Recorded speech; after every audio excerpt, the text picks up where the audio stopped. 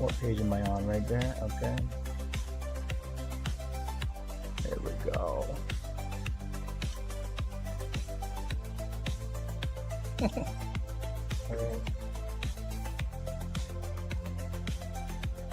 Alright guys, welcome to the Meet Damien live stream. Congratulations to the cryptocurrency bulls and investors. You're getting another great day here in Bitcoin world, Bitcoin land here. Let me just do a quick volume check, make sure everything is good here. Alright, I can hear myself, that's good. Alright, I turned the mic on. Yay! Congratulations, Amy, you did things right. So yeah, we're looking at the price of Bitcoin right now. A lot of cryptocurrencies are in the green. Let's go ahead and look at crypto bubbles right now. You guys can see that the crypto bubbles is showing you know, a lot of green across the board. Virtual seems to be the big winner today, up 22%. We got Fetch AI up 10%. Render up 16%. So you know what I'm seeing with this is these are all AI cryptocurrencies related to AI. It seems as though that narrative is playing out right now, which leads me to believe that I think Wall Street is now getting involved in crypto, where they're trying to place some bets. And you know, the institutions, I think they're trying to buy AI-related cryptocurrencies here as their play. So that's what we're seeing right now with Render, Virtual, and Fetch AI being a few of the gainers, the big gainers here. MEXC looks like it's having a bad day today. I'm not sure what's that's all about. But MEXC Finance, MEXC, they're down 15.5%. Maybe that might be a buying opportunity. Okay, I mean, we can always look at the chart if you guys want to take a look at that one. But we're gonna look at Bitcoin first here, and then we're gonna take a look at some of the other altcoins and take some requests here. See what you guys want to look at for cryptocurrencies here. But let me just make sure the volume is good one more time. Okay, yeah. All right, you guys can hear me. Good. All right. So I'm on the 1 hour chart for Bitcoin right now. Bitcoin's at 94,100. It already hit a target that I was looking for, 94,500. It actually got a little bit above that about an hour ago, 2 hours ago, where Bitcoin went up to like $94,825 here on Coinbase Exchange. I'm actually in a Bitcoin short. I've been waiting for Bitcoin to get up to this area so I can short it, and I'll show you why I did that. But let's just look at the chart here to see if, you know, if my short might actually play out here on Bitcoin. So I'm gonna pull up some of the momentum indicators below to get an idea, is like, you know, give you a reason why I'm entertaining the idea of a short. I'm not saying that it's gonna be, you know, the best thing ever and that it's gonna, you know, play out and I'm, you know, the authority on Bitcoin here, but you know, my momentum indicator here, the market cipher B indicator, is showing a top signal here for Bitcoin. You got a red sell dot that came in at 2 p.m. Eastern time. You're in the overbought area where these red horizontal bars is like an RSI, okay, and that's overbought. You know, green would be oversold here. Here it's saying that, you know, on the 1 hour time frame, we should consider, you know, selling Bitcoin, taking profit, and maybe even entering a short if we're inclined to do so, like I am right now. Okay. On the 1 hour time frame for money flows, money flow is looking like it's solid in green. But if Bitcoin is actually going to drop down in price, you'll start seeing the money flow curve down like this right here, or like something like this, where money flow starts curving down and going into the red, and then that should be a correction. Not saying it's going to crash, okay, but you know, there could be a correction for Bitcoin if it plays out that way. And I was interested in shorting Bitcoin at 94,500 because it was an area that I identified as potential resistance for Bitcoin. Looking at the other momentum indicator here, we got the MACD is showing that buying pressure is starting to die down a little bit here on Bitcoin. It was at its strongest point at 1 p.m. Eastern time here, and now we're seeing the blue line start to curve down. If this blue line curves down and continues down on the 1 hour time frame and actually crosses the orange line to the downside, that would be your MACD crossover, which would just reconfirm that shorting Bitcoin is a good idea, and you'll start seeing some red candles showing up here on the MACD. you'll start seeing like selling pressure, red candles showing up. If you get that MACD crossover to the downside, kind of like right over here, where you saw the MACD crossover to the downside, and then of course buying pressure died down, and then you got the selling pressure showing up here. Okay, that's what I'm gonna be paying attention to later on tonight to see if we get a MACD crossover to the downside. And if that happens, I would expect not only Bitcoin to go down, but I would also expect some of these altcoins to start going down with Bitcoin as well. So, you know, we're gonna be paying attention to that. All right, we're gonna be paying attention to that. But we can also get a fake out too. So it's nothing solid until we actually get this crossover to the downside, and then we start seeing red candles here, because we had something like almost a MACD crossover here, crossover to the downside around 8 a.m. Eastern time here. And look, it kind of just came and it faked us out. It bounced off the orange line and then went up. So I'm going to be paying attention to that right now. So nothing is solid. Nothing is, you know, completely official. You know, in the markets can always change their minds and go the other way. But this is, an idea that I'm playing around with here is trying to short Bitcoin at 94,500. Now I'm going to show you why I chose this area now as I go into the daily time frame here, guys. 94,500 Bitcoin. Hopefully you guys are able to see this, but 94,500 was an area where we had some candlewick highs here on December 8th, where we actually went up to as high as 94,640. And then over here on December 10th, we went up to like 94,500, literally 94,500. So this was one of the reasons why I chose 94,500 as a potential rejection for Bitcoin. I'm not saying that it's gonna happen. Okay, we actually did go up a little bit past that today. All right, but I would expect, you know, all the traders who are professionally trading Bitcoin to actually pay attention to these candle wicks and take profit on their longs and maybe possibly get into a short like myself. Okay, so that's one of the reasons why I chose 94,500. And I think 94,500 should show up on the VRVP indicator, which I'm going to turn on. Things might get a little bit messy, guys, but you know, this is a very powerful indicator that shows us areas to be looking for. And we have a value area high around like 94,900. Okay, not exactly 94,500. You know, when I pick these areas, it's like a zone. It's not like, oh, it's got to be 94,500, and if it's 94,600 or 700, that's totally out of question. No, it's a zone. Okay, so we're entering a zone where there should be some resistance here on Bitcoin, and I just think, you know, initially we could get rejected like we did. Okay. And if we do come down, you know, how far down could we come down on Bitcoin, right? Because you guys are going to probably say, well, you know, Damon, if you think it's going to go down, and if it does go down like you say it is, you know, how far down is it going to go down? And in this case, we do got some high volume nodes here. We got one idea here is like around like 92,500 and 92,300. You got some high volume here on the VRVP indicator, so that could be a possible zone that we could come down to if Bitcoin is going to get a sell-off here. 90,200, 300 is also an area where we had some candle body closes at that area.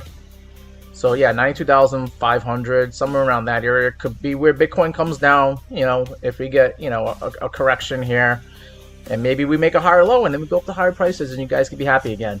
Okay. If we continue going further past 92,500, then we could come right back to this other high volume node here at 91,400 is what I highlighted on the chart, that red number right there. And then another high volume node here at 90,500. I actually have the take profit on my short at 90,500. I don't know if it's actually going to get down there, but if it does, I'm going to make a lot of money. You know, if it does go down to that area, at least for me, it's going to be a lot of money. Okay. And I would like to take advantage of that. If Bitcoin actually comes down to 90,500, I want to take some profit at 90,500 on my short, and also at 91,400. So I'll be taking partial profit on my short if that ends up being, you know, what we get over the next few days here with Bitcoin. Okay, let me get into the chat, see what you guys have to say so far. Edible Zombies said something about XRP, and then his comment just disappeared. I'm not sure what that's all about. I see we got Maddie Ghost is in the chat. Good to see you, Maddie. And then we got Kevin Hawthorne is in the chat as well. Good afternoon to you as well, Kevin. All right, so those are levels I'm looking for using the very powerful VRVP indicator that shows you the levels to look for, even if they're not that obvious on the chart. These are levels where people were buying and selling Bitcoin, and you would think that there should be some support at these areas for Bitcoin if it does come down to that levels. Okay. Let me see what you guys are saying here in the TikTok chat. JR says you got stacked limit shorts for Bitcoin about half in just now. Okay, that's one way to do it. Is to stack your shorts if you want to. You know, if I got stopped out, and I almost did got stopped out on my short because I put my short stop loss tight on my short at 94,800. I was trading on WEEX exchange and it went to like 94,770. I was like, what the? I almost got stopped out, but I was okay with that because it was a tight stop loss, and I wouldn't have lost too much. But had I did get stopped out and Bitcoin continued like up to like, I don't know, 95K, I am interested in shorting Bitcoin again at like 95, 96K just to see, you know, if it's actually gonna hit and stick with it. But right now it looks like 94,500 stuck with me. We came to 94,800. Okay, whatever. But then we weren't able to hold it. Okay, so I am looking for shorts. If I do get stopped out again, I'm not gonna go crazy and overtrade because I did make some money on some longs here. I'm in an Ethereum long. I made some money on a storage long and a Solana long. So I've already made some money. Like I'm pretty sure everybody else has done here with the day trades. So I'm not gonna go crazy trying to get back into a short on Bitcoin. If I do get stopped out, I'll maybe reevaluate and see what it looks like later on tonight. Maybe re-enter again. And if I get stopped out the second time, then I'm probably gonna hold off until tomorrow to try to short Bitcoin. But I'm actually currently right now in a few longs, not just shorts. Okay. But here on WEEX exchange, I am shorting Bitcoin. I'm up about 54 bucks on the short. You know, I did say I got in at 94,500. Now Bitcoin's trading at 93,800 on WEEX. But I am also in a long on CoAI, okay? So I'm not completely, you know, bearish on crypto. And then I also have a long that I'm cooking here with Ethereum. That I'm actually going to stay in this Ethereum long. It's a 20x leverage long. Not too much margins in it, okay? But, you know, I am up 140% on that trade.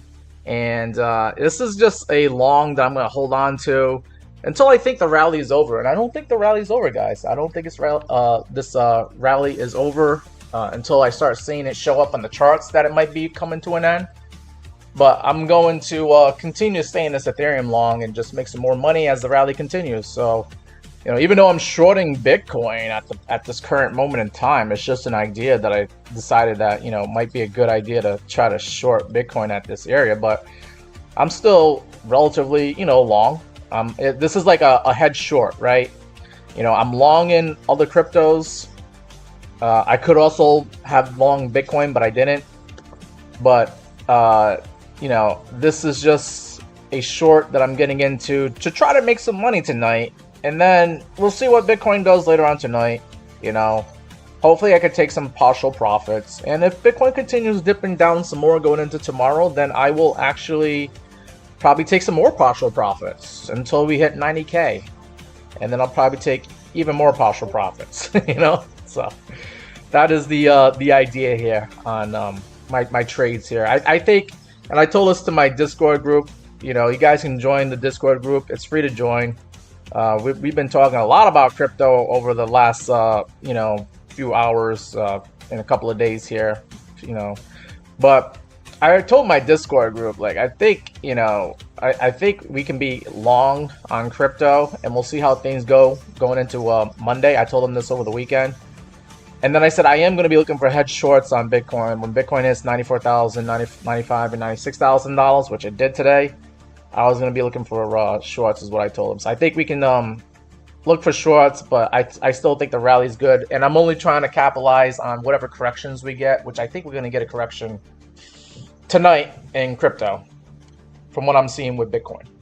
Let me see what we're saying here. I see Laureen is in the chat. She's also here on Discord as well, but Laureen's on TikTok right now. Good to see you, Laureen. Thank you, Laureen. Laureen's asking about Pengu here. All right, let's get back into the chats here. So I'm gonna have to write that down because Lorraine put in a request for Pango. And then let's see. I think that's the one and only request for now. You guys have some requests. You got some other coins you want me to take a look at? Let me know. I'll go ahead and write them down, and then we'll look at them in the chats. But let me go ahead and pull up Pango as of now. Where are you, Pango? I have it bunched up with my my meme coins here. All right, so we're looking at Pango for now, and then let me just see. Is anybody else looking for a request? We got Ozzy, the crypto goat, is in the live stream. Good to see you, Ozzy. I see you. And then let's see. JR said, "What's my medium-term base case for crypto?" Is that what you're asking?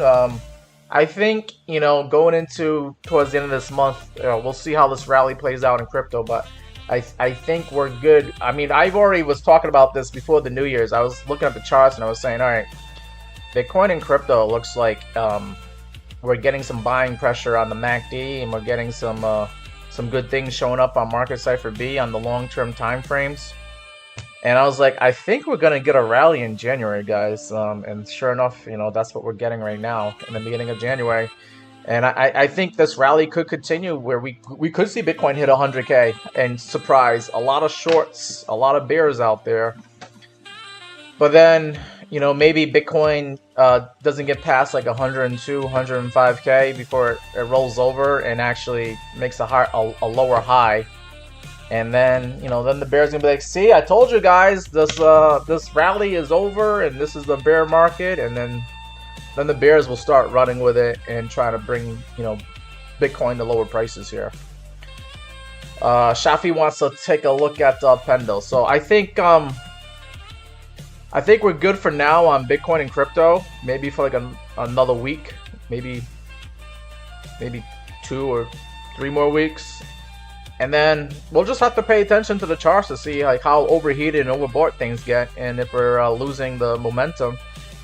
And then, you know, we'll have to game plan from there where Bitcoin and crypto might go next. But I think we're good for now on crypto. I think Bitcoin, hey, you know, Bitcoin might hit 100K this week, but it could also go back below 90K again. I mean, it's just a 5% move from where it is right now. So if we go up another 5%, we're going to hit 100K on Bitcoin, right?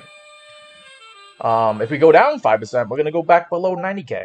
So that could happen all throughout this week as well. Let's see. Smoking Aces says, not this week. And JR says 108 to 50K.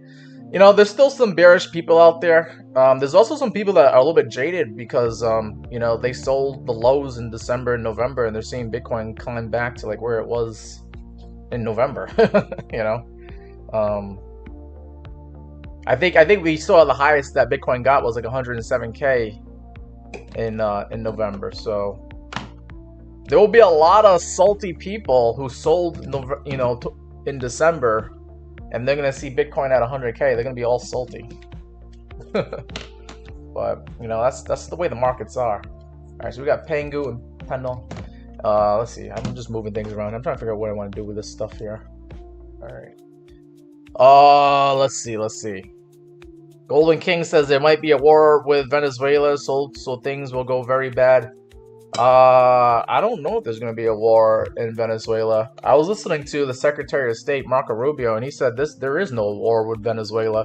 This is a war on drugs, and they just captured a drug lord who was pretending to be the president of Venezuela, and now he's no longer in Venezuela, and he's in a courtroom. He's in court in New York City, facing charges. He just pleaded not guilty to his charges for all the things that he's been, you know, accused of doing. And it's just a war on drugs, not a war in Venezuela. I think Venezuela is going to be fine. I don't think that's a market moving news event right now. Let's see. Let me get into Pangu here because, you know, Lorraine did nicely ask for it, and I kind of went off on a tangent there. Let me get rid of some of this previous chart work here. So we're looking at Pudgy Penguins on the daily time frame to get an idea as like where Pudgy Penguin might go next.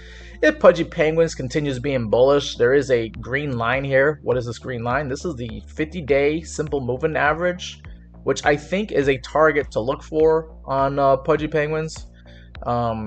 Because other people are using moving averages and they're probably going to click the sell button when we get up to 16 cents. So if Pudgy Penguins ends up continuing being bullish and gets a few more green candles here, then I think 16 cents is where we should try to sell our Pudgy Penguins at. And that's, did I say 16 cents? I meant to say a 0.016 pennies. I'm sorry, guys. I read that wrong.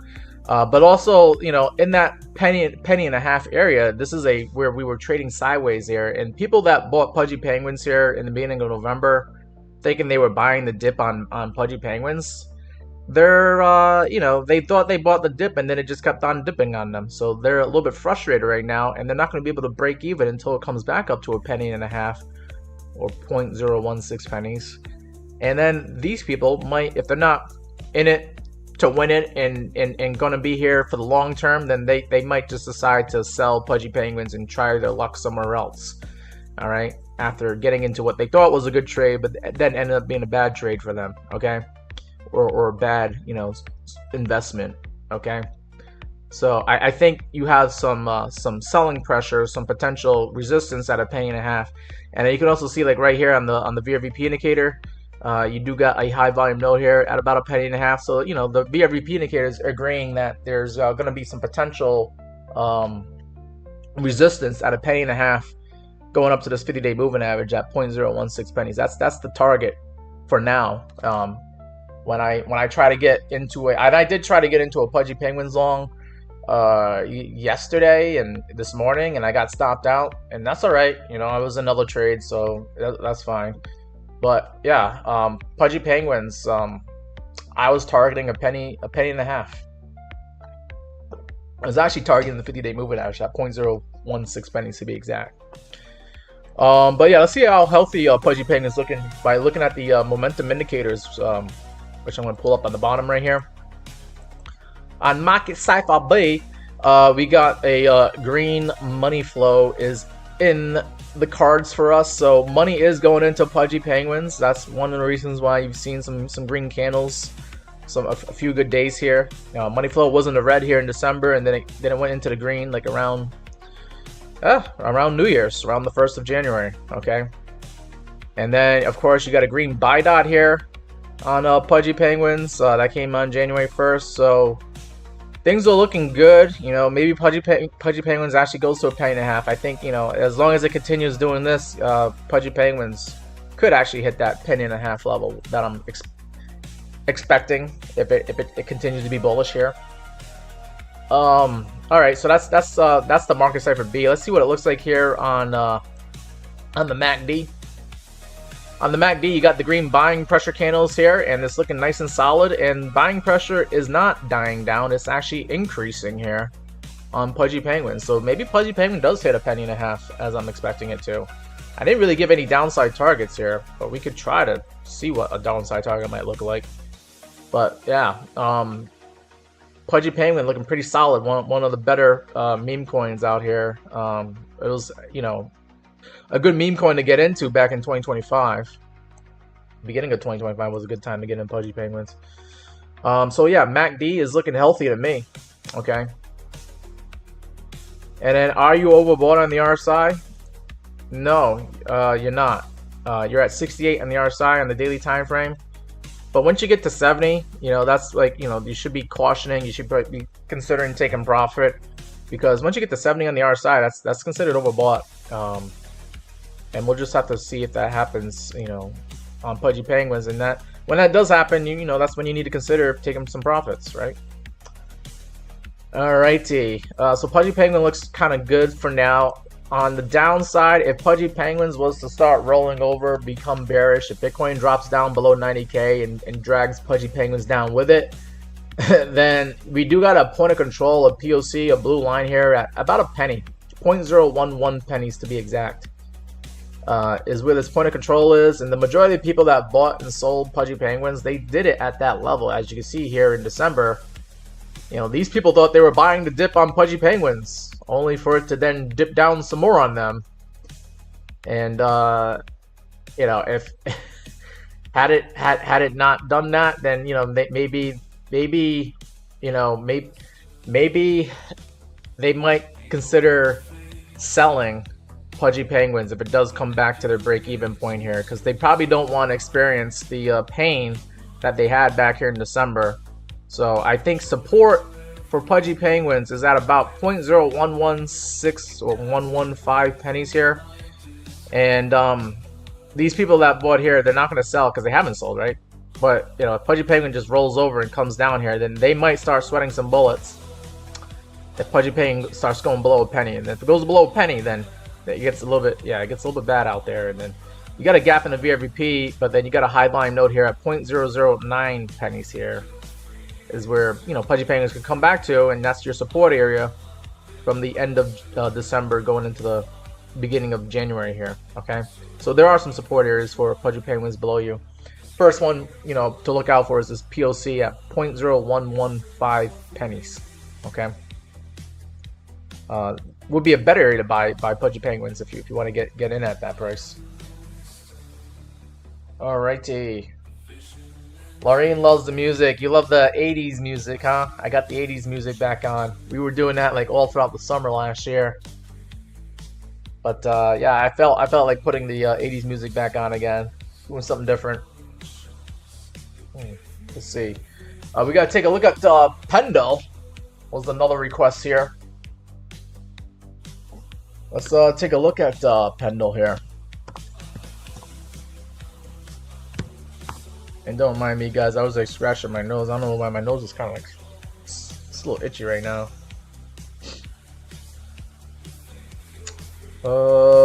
Pendle currently trading at $2.31. I still got the VRVP indicator on because it's very useful, very powerful indicator. I think you guys should add to your charts here. It's going to tell you the levels to look out for. But if you didn't have the VRVP indicator, if you know, because some of you probably don't, then this is what you got on your charts, and you could try to kind of figure out like there's some sideways trading action here, like $2.36 is where Pendle was kind of trading sideways at, and that's probably going to be where the VRVP indicator is going to show some support resistance at. Yeah, you got right here like 232, yeah, 238 to 250. You got some high volume here. I think Pendle could climb up still, but it's going to have some resistance at $2.50 here. If it can get past 250, then there's a gap in the VRVP indicator, and there won't be more resistance until you get to like 267. And yeah, I don't really see any other reason besides that. Maybe if this 50-day moving average continues coming down like it is right now, that could also be a resistance area. Right now, that 50-day moving average is sitting at 283, but it's probably going to continue creeping on down here. And I think when it gets to like 270, 260 is where you're gonna have some problems here for Pendle to go. It's gonna have probably a rejection off of that level.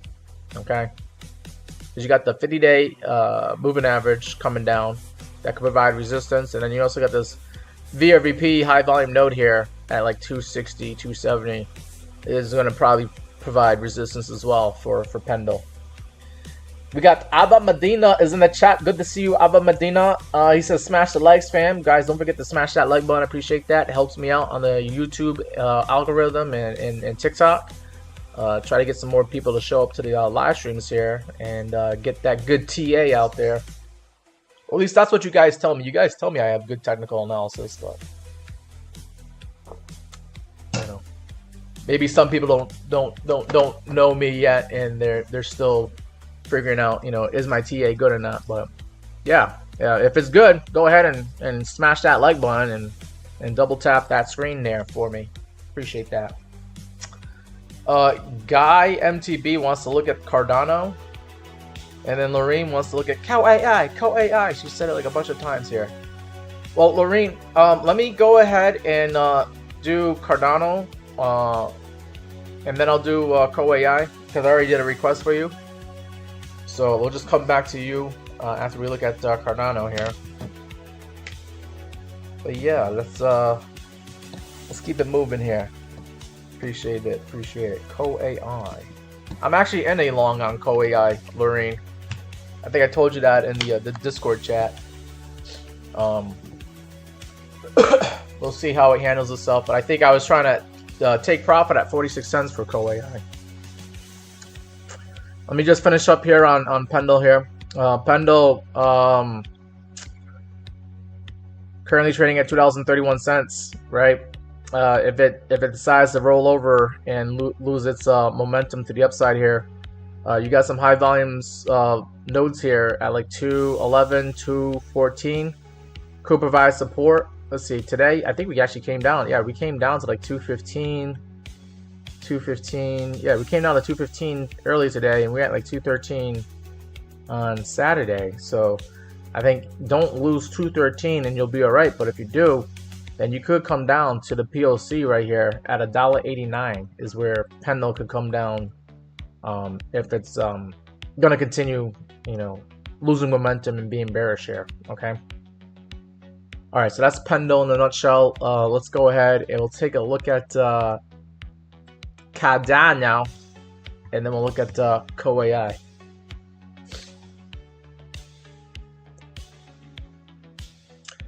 All right, so we're now looking at Cardano, currently trading at 42 cents, up 5% today. Congratulations to the Cardano investors out there. We're looking at the daily time frame here. We got the VRVP indicator here, very useful indicator to have. Shows you the levels to be looking out for, especially if they're not obvious on the chat, but it shows you where people were buying and selling Cardano. So this is like real world valuable data here, and it shows you at what price they were buying and selling at. So you know, this to me shows me where the investors the investors' minds and their psychology is at, because you know, whoever, you know, bought Cardano at higher prices, if Cardano actually comes back to those higher prices, they might want to sell and just to break even. And I see some potential resistance for Cardano at around like 46, 47 cents here. Yeah, because of this high volume node. All right. And, you know, whoever bought here on Tuesday, December 9th, when Cardano was at like 48, 47 cents, they feel probably trapped right now. They're down still probably like 10% on their investment or trade. And if Cardano actually gets up to like 47, 48 cents here, then they're going to be back to break even. And that's probably going to be a good time to, if you're day trading Cardano, to try and take profit at like 46, 47, 48 pennies here, that zone. And I think you'll be all right. I think you'll be all right to take some profit over there. Currently right now, Cardano is at 42 cents. And there is actually a POC right where Cardano's at. This point of control, this blue line sitting at 41.5 pennies. Cardano did get past it, so that's good to see. And if it continues going up to like maybe 43 pennies here, it might shoot up to like 47, 48 pennies really quick here. Okay, because you got a gap in the VRVP indicator here. There's not that much resistance at like 45 pennies here. Okay. But with that POC being slightly below you, if Cardano starts losing its momentum, I would expect, you know, the POC to act as support for now at 41.5 pennies. If it doesn't, if you lose 41.5 pennies, then you might be coming down to some of the high volume nodes here. Looks like we got one here at like 39 pennies roughly, but then it's kind of like the data's kind of like all over the place here. But yeah, if you lose like 40 pennies, maybe it comes down to 35.5, and then you get the value area low at 34 pennies here. So those are your support zones if Cardano starts losing 40 cents here. Could go right down to 35 pennies in no time, and then it could also jump all the way down to like 34 pennies. Yeah. Alrighty, and that's just using the VRVP indicator here, which I feel like is very useful. It gives you the levels to look for. Do I need to look at the momentum indicators to see how healthy Cardano looks? I think I'll do that as a bonus for you. Right now, the RSI at 59, Cardano is not overbought, so it has room to go to the upside if it continues being bullish here.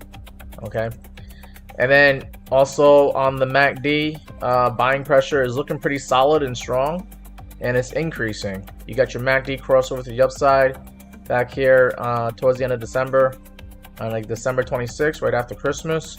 And since then, you've been getting green candles, and more green candles here on the MACD. So Cardano looks healthy and strong as of now. And then Market Cipher B is showing a green buy down here that came on January 1st, indicating that, hey, you're probably going to see a few good days ahead of you for Cardano, which we have. All right. And then momentum has gone up and money flow has gone up. And money flow is now in the green. Just continue staying in the green and you'll continue seeing higher prices for Cardano. If you see money flow start curving down like it did right over here in the beginning of December, and you see money flow curving down and money flow going into the red, then that probably means we're going to see Cardano get taken down to lower prices here. Okay, but you don't have that yet, so I think Cardano looks fine. Looks healthy, looks fine. You know, I think Cardano is going to probably try to go up to that 47-48 cent level at some point later on in January, rather than going down to lower prices here.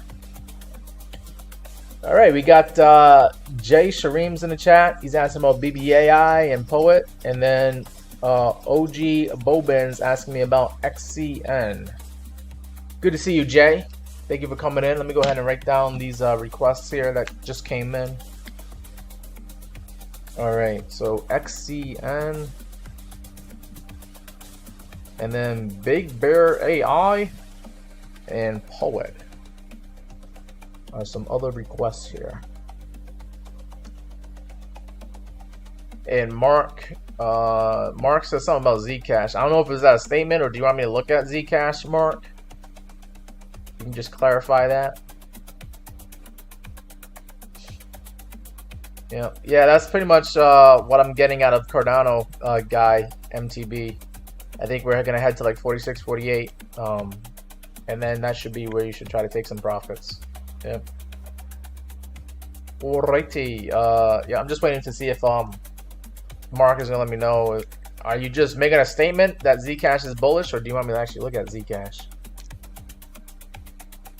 All right, let's keep it on moving here. We're gonna move on from Cardano. We're gonna take a look at Cow AI. I think I got it in my watch list here. Where are ya? Is that you, Cow AI? Yep, that is you.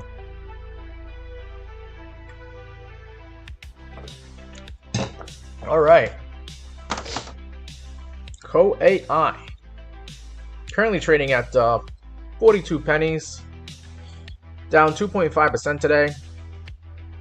And I got the VWP indicator fired up, ready to go. Let's look at the levels, right? Look at the levels, and then we'll look at how healthy Cow AI looks like on the momentum indicators here. But right now, Cow AI in the value area. The value area, for those who don't know, you got the value area high is this white line up top. Then you got the value area low is this white line below. Anything in between those two white lines is your value area, okay? And the value area, right, will also have the point of control should be in the value area, and that is this blue line here. And the point of control is the area where the majority of people bought Cow AI based on this data that we're looking at, which goes all the way back to beginning of November of last year, okay? So we got a good amount of data, I would say, and it's showing that the point of control is sitting at 52, 53 cents here, okay? Makes sense, right? Because look at this. The Cow AI was trading at 52, 53 cents for the most part. It was just sideways trading all throughout, you know, the end of November here going into the beginning of December, okay? So these people here, they're underwater on their investment. And if Cow AI actually gets up to like 52, 53 pennies, right?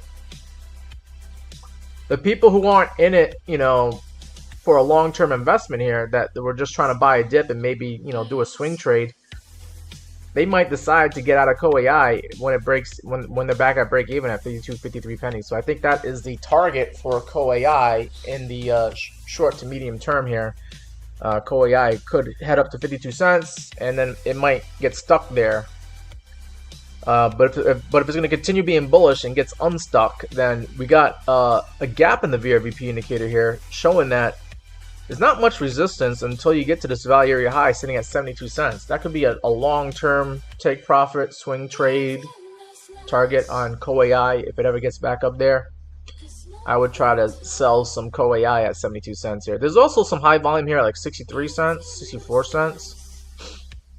But you'll definitely get resistance at like 72 cents here, from what this is showing me on the VRVP indicator here. Now, CoAI, you're hanging out down here at 42 cents.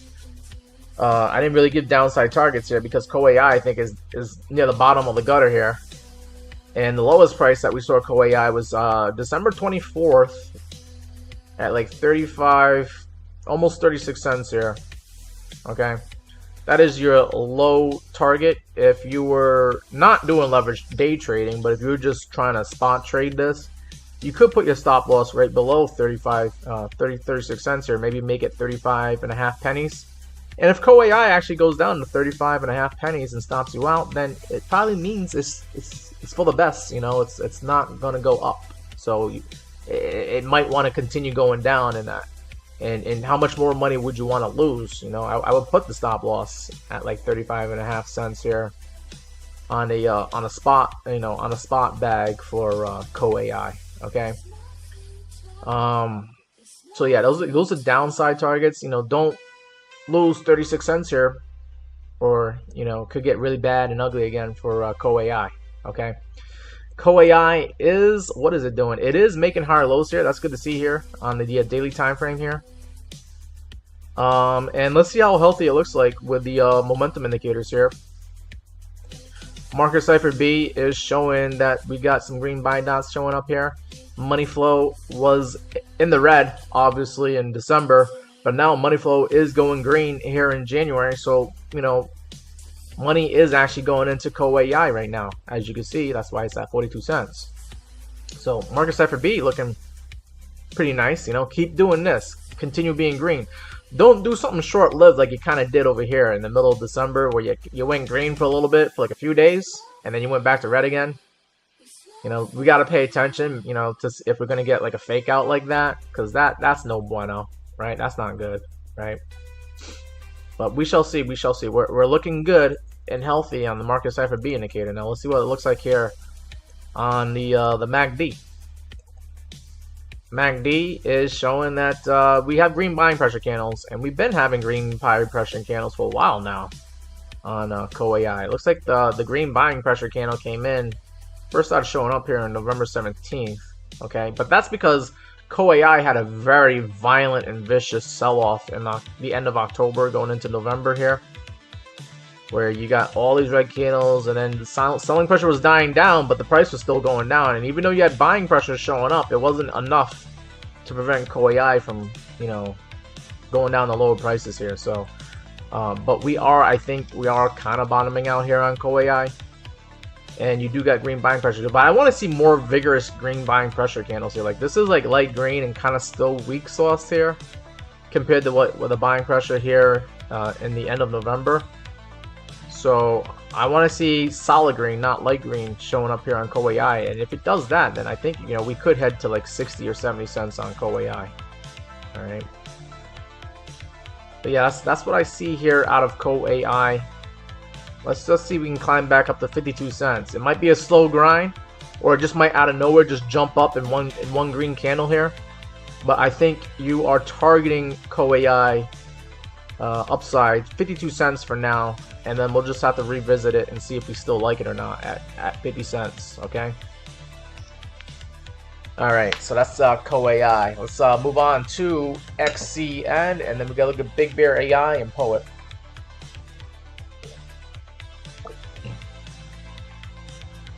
All right.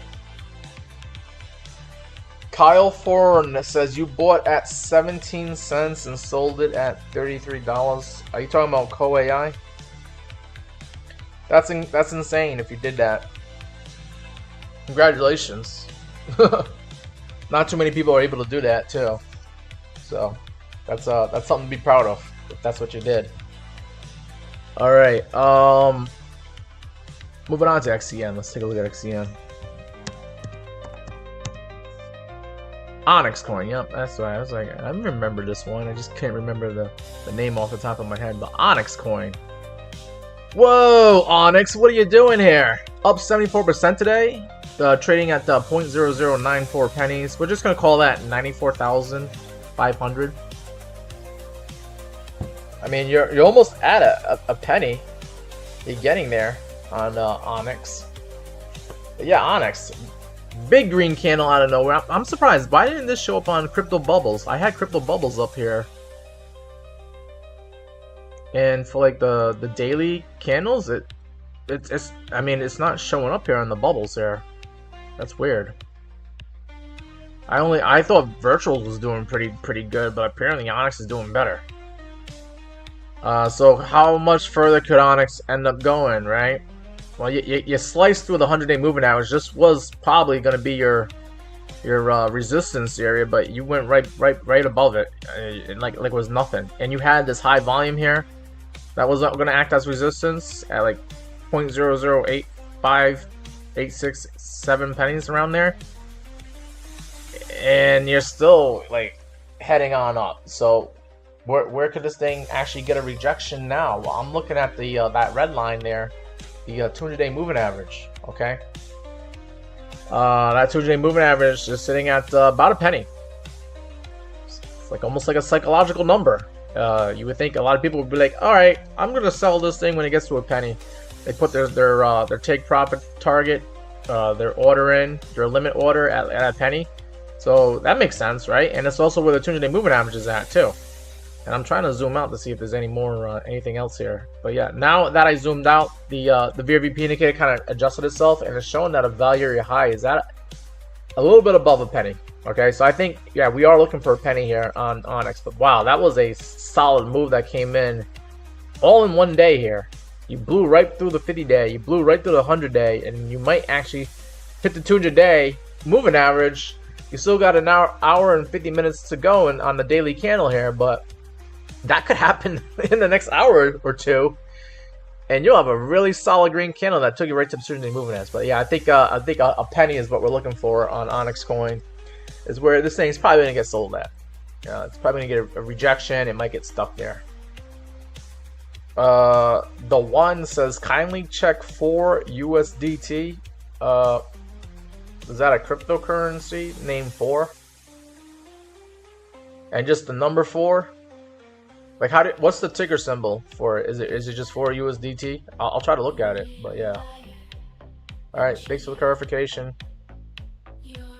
All right, XCN good for shorting later is what Laureen's asking now. Laureen wants to know, should we short XCN after it did something like this? It's an idea. Okay, well, let's see what XCN looks like on the oscillators here. See how healthy of a move this is. Wow. Okay, so market cipher B. Momentum went up to the upside here, green buy dot, and you're just now starting to get some green showing up here on the money flow. I don't know if you can barely see it, but there's a little bit of green there on Onyx coin. Obviously, it should be green now because of the fact that it's up 74% today. There should be some green money flow. So that looks like it could be we could just be getting started here with Onyx coin. That's the crazy thing, is what I'm seeing. And then the MACD is showing buying pressure obviously is in.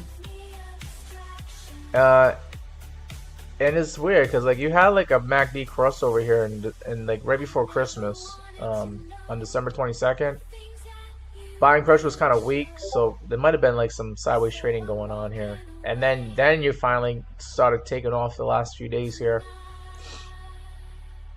Are you overbought on the RSI? Of course you are. You are definitely overbought at 84.7. But that doesn't mean that it can't stay overbought. It could continue staying overbought for the next few days, maybe even a week or two, depending upon how much money actually pours into Onyx coin.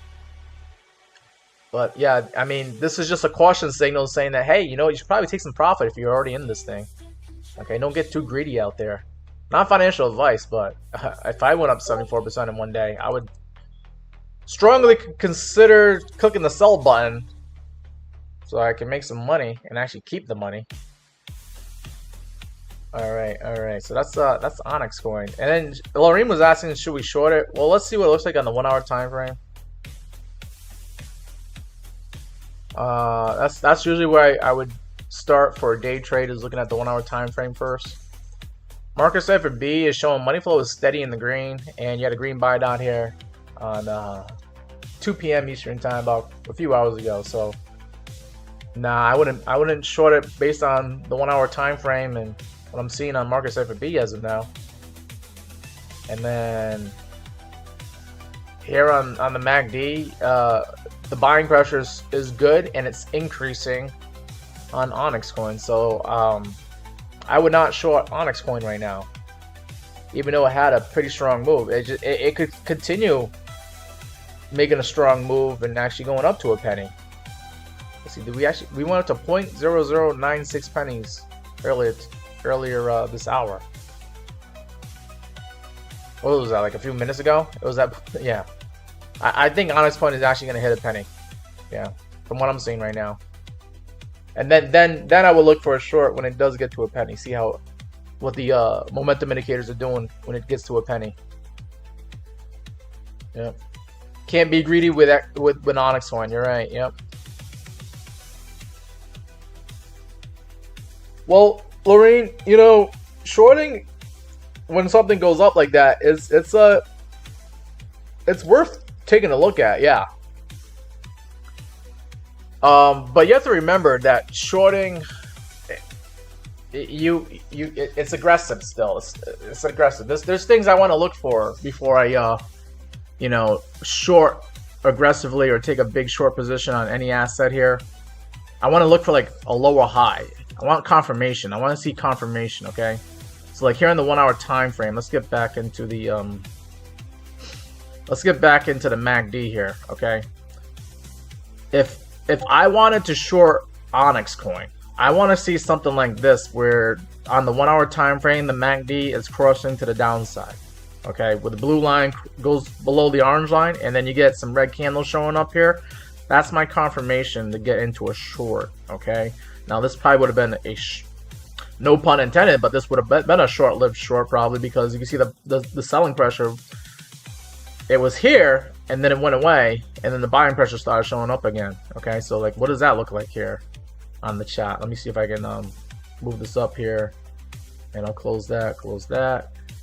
But like, you know, I gotta see confirmation with the MACD where, I don't know if you're able to see. I'm trying to zoom in, and hopefully this isn't too messy here. But that MACD crossover to the downside was, you know, a signal here to get into a short, and you would have been shorting like right over here if you waited for that MACD crossover. However, you can see that there wasn't enough selling pressure, and then you would have got stopped out on the short as it climbed back up on you. But that's where I would wait, you know, for a short for confirmation.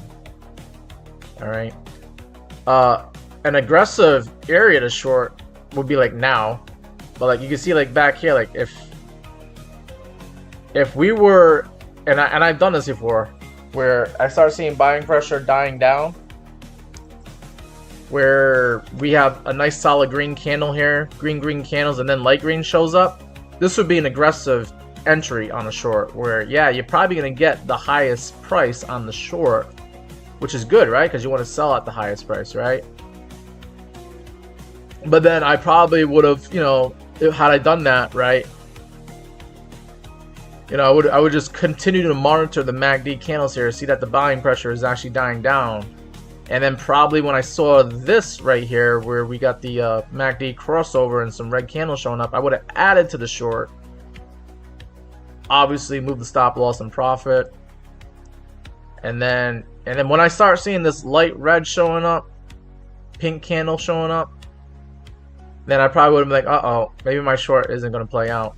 And then make sure I get stopped out at break even or get stopped out in profit. And yeah, the short didn't play out here on Onyx coin. Okay. But yeah, this is what I would look for shorting. And right now, you're just not getting that. Right now, you're just not getting that. Like you could short, but I mean, you don't even see it. There's no light green candle yet on the 1 hour time frame. I would wait until we see a light green candle, like kind of like, you know, almost like this, The problem is like you could get a light green candle and then the next candle could be a dark green candle, and then the buying pressure just continues on and you get stopped out on your short. So there's things that I look for, and one of those things I look for is like the MACD. Is the buying pressure dying down? And right now, buying pressure is not dying down on Onyx Coin, so I would not be looking for a short right now on Onyx Coin. Okay, this thing actually looks like it wants to continue going up. All right, Big Bear AI is next after this, and then we got to look at Poet.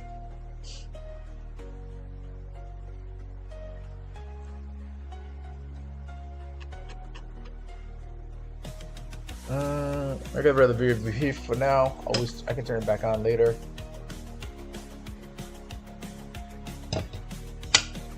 All right, Danny Pack, follow me here on TikTok. Thank you for following me here. Appreciate that. Ant saying, keep or sell Irene. I don't give out financial advice. I'm not a financial advisor. I can't tell you whether to buy, sell, or keep whatever asset you're in. Yeah, that's all on you. You got to make that decision. This is not financial advice. I'm not a financial advisor. I can't pretend to be your financial advisor. I can look at it and on the charts and give you an idea as like whether I would try to sell it or hold on to it. But I have to put out that disclaimer that I'm not giving out financial advice, and it's always your money and you can do whatever you want with it. But I'm going to assume you want to take a look at IREN, so I'm going to write that down as a request here. All right, and then Mario says something about TARS AI. I think he's just making a statement or giving us the news here. Oh wait, no, you actually do want to look at TARS AI. All right. So then I guess we'll look at TARS AI after Poet here, and then we'll take a look at IREN after that. All right. Okay. So here we are. We're looking at Big Bear AI. Hopefully Jay's still in the chat here, but we're now looking at your stock here. This is a stock on the New York Stock Exchange. It's related to AI. I think it's like it competes or it tries to do the same thing that Palantir does. So it's like a small version of Palantir. That gives you guys any idea. But they're involved in AI. They're involved in making money with AI and government contracts. And let's see, what is this thing trading at? This thing is trading at $5.88, or like that was the last area that it traded at.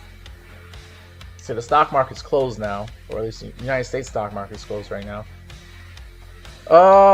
Big Bear AI, what are you doing? So you're staying above the 200-day moving average. That's good to see. This red line here, continue doing that, and I think we continue being bullish here on Big Bear AI. But I don't like the fact that you coming out of a downtrend. You made some lower highs here, lower highs here. I gotta start seeing higher highs for me to become more bullish here on Big Bear AI. And I want to see Big Bear AI get above this 50-day moving average, this green line. Okay, you do that. That green line is sitting at $6.25. I think you can start being even more bullish here on Big Bear AI. So get above 625. Also get above this lower high at 718, and we can start being more bullish on Big Bear AI. You got some work to do, but I see some levels that Big Bear AI is gonna have to push past in order for it to continue being bullish here. I'm liking the fact that you didn't really lose the 200-day moving average. Okay, that's the start of like at least having something to write home to mom about. Okay, well, you'll have more to write home to mom about if you can get above that 50-day moving average, and then also get above this lower high here at like 718. Okay, so Big Bear AI, it's okay. It's okay. Okay. Let's see what the momentum indicators are doing here on Big Bear AI. MACD indicator. Have some red here, some more red, but now you're getting light pink, so selling pressure, it looks like it's trying to die off. You haven't really got a MACD crossover to the upside. When you see this MACD crossover, this blue moving average line here, get above the orange line, that's going to be your confirmation signal that you should be longing and buying Big Bear AI, because you'll start seeing some green buying pressure candles start showing up here on the daily time frame, kind of like you did right here, right? You had the MACD crossover to the upside. And look what happened immediately when it did that, right? You got the selling pressure dying off, you got the green buying pressure showing up. So you kind of want to see something like that on the daily time frame here for Big Bear Eye, and then you'll get more good news and see this thing go to higher prices. Let's see what we look like here with market cipher B. Market cipher B, you got the green buy dot that came in on January 2nd. Usually when a green buy dot comes in, you'll see a few good days ahead of you. Unless you get immediately a red sell dot that comes in, but you haven't gotten that. So the red sell dot's not here. The green buy dot says you should have bought last Friday. And then you got the money flow is now curving up to the upside. You can kind of see it ever so slightly. It's starting to curve up. You want to see it continue curving up and go into the green, like you had back here in beginning of December here. Okay. But yeah, you want to see, you know, like here, money flow was in the red here in November, and then money flow flipped into the green. You want to get that money flow flip into the green, and I think you'll see higher prices here for Big Bear AI. Big Bear AI. All right, so that's what you got here for Big Bear AI.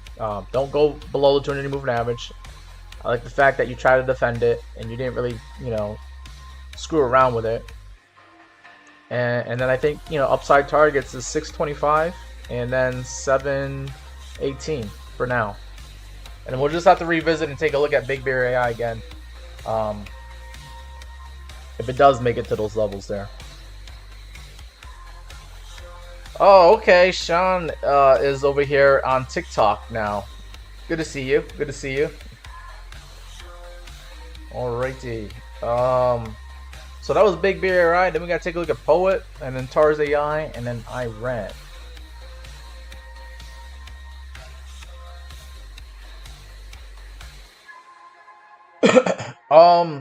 Jay, you said that you just got your green card approved. That's awesome. So you're trying to move to the United States, or or maybe you are in the United States. I don't know your situation, but that sounds like it's good news. Yeah, congratulations. And we got Steve Hickey's in the chat. See you. I see you, Steve. Good to see you, Steve. All right, let's move on to Poet.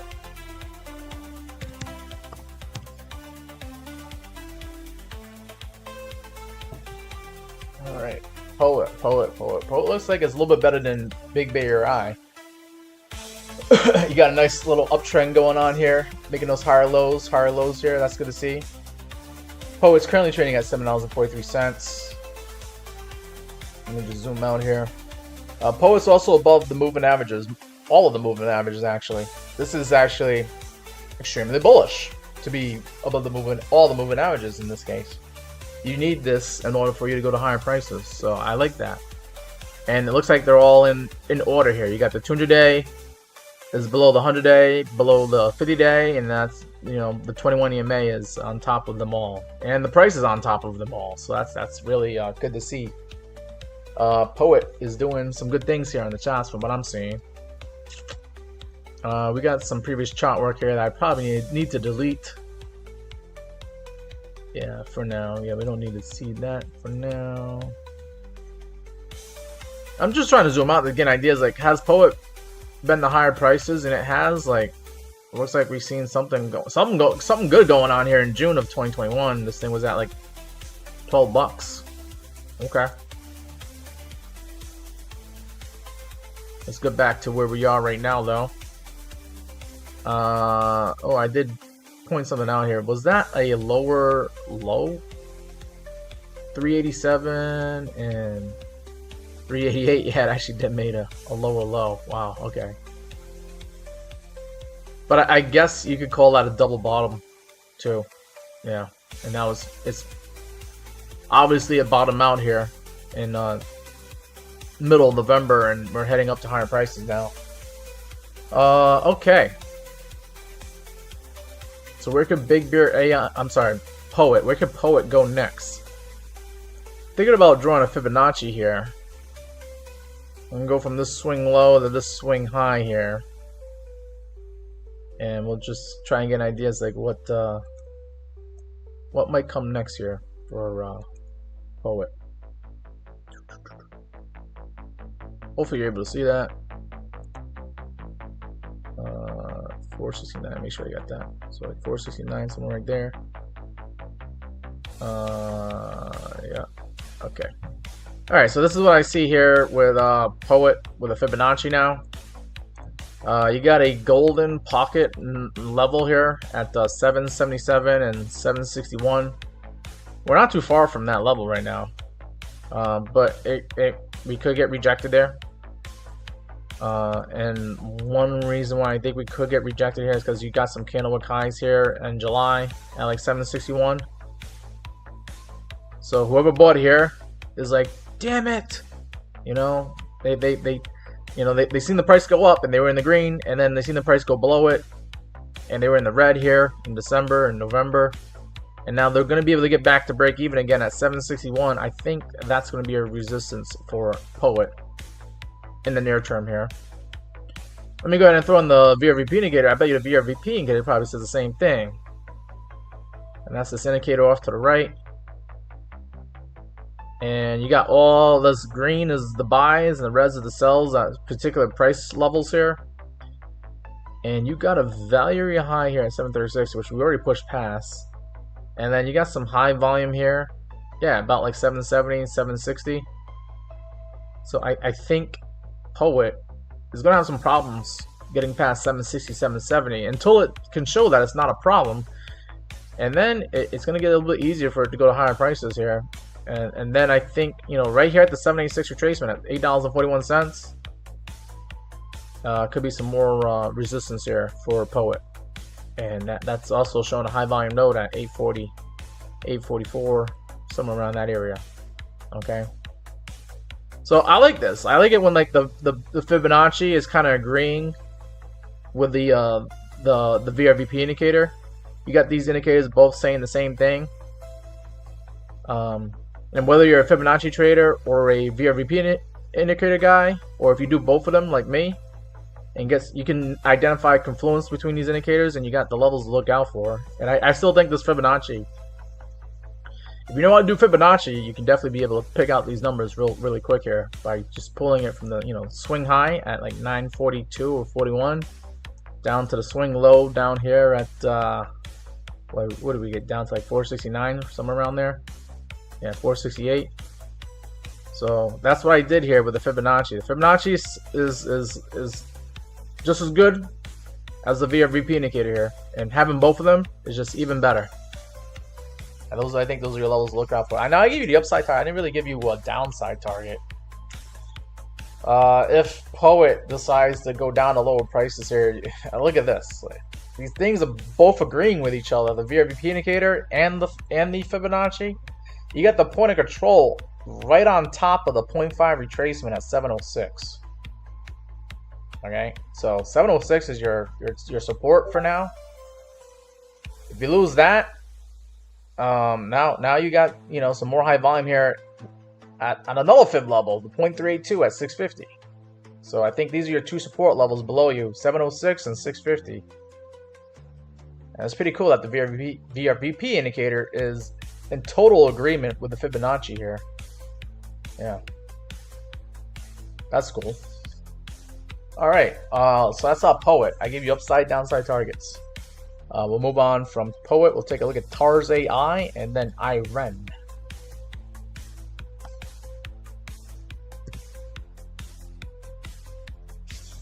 And I kind of want to see, like, how is Bitcoin doing? Do you guys know what's going on with Bitcoin right now? Because I'm in a short. I shorted 94,500. Hopefully, I'm still in the short. Yo, where is TARS AI though? There we go. TARS AI on MEXC. Okay, so we normally check it on MEXC.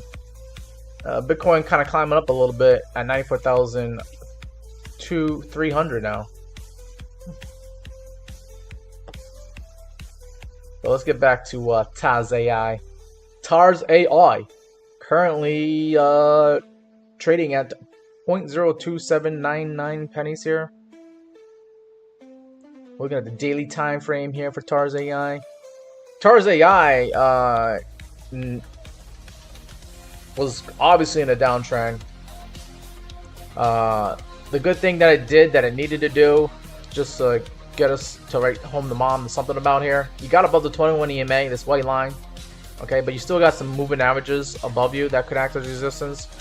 This green line, 50-day moving average, is sitting at 0.033 pennies. I think that's going to be your next resistance for TARS AI. Looks like that's also right where the value area low, this white line's at like 0.033 or 0.034 pennies. Okay, so I think that's your target to the upside for TARS AI as of now. You're gonna have some problems when you get up to this area until you can show that you're not having problems with it. But yeah, I think that's your near term. If you're day trading it, that's your target for sure to the upside. If you're in it for a swing trade, yeah, you could probably take some partial profit here, and then maybe you could take some more partial profits when we get up to this 100-day moving average. Currently sitting at 0.043 pennies, and you also got like a high volume node here at that area, about 4 pennies. Okay, so yeah, once we get to like 0.033 pennies, then 4 pennies is going to be the next take profit target for TARS AI if it's able to get up to that level. All right, I didn't really do downside targets here, but the 21 EMA, you would very good that you got above it, but you got to stay above it. 21 EMA sitting at 2 pennies right now. I think if this thing does drop down, 2 pennies should act as a support. Okay, unless we're just going to completely disrespect 21 EMA and just go right through it to the downside. I think you're going to get some support here at the 21 EMA if it does drop down on you. All right. Are we going to drop down? Let's look at the momentum. Does this thing want to go down? It looks like it wants to go up. Got the green buy dot here on last Thursday, right around New Year's Eve. New Year's Day, and then money flow. You get the money flow flip from red into the green. I think TARS AI wants to go up, just from what I'm seeing with the market cipher B indicator here. And then let's look at the MACD. MACD is showing green buying pressure, and it's increasing. If it was decreasing, you would start seeing light green candles here, but you're not getting that. So I think TARS AI wants to go to 4 pennies maybe, instead of going down to 2 pennies. I think you can be long and strong on TARS AI for now. Just looking at the charts here. You know, I did identify the levels to look for below. You know, 2 cents is where that 21 EMA could provide support. All right, moving on from TARS AI, we'll take a look at IREN. And Island Life wants to look at Bonk, and we got Edzilla here asking for Fetch AI. All right, let me go ahead and write those down.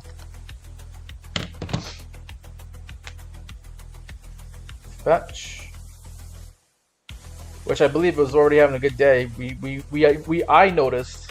I think we've identified that the AI cryptocurrencies are catching bids today. For whatever reason that is. And then we gotta look at Bonk. Bonk already is having the meme coins had a really great weekend, and they were actually having a good. The meme coins kind of got it started here during New Year's. Once Bitcoin was going up, the meme coins were like, let's go, and Bonk was one of them that went hard over the weekend. All right. But anyways, we gotta look at IREN. Let's get to it.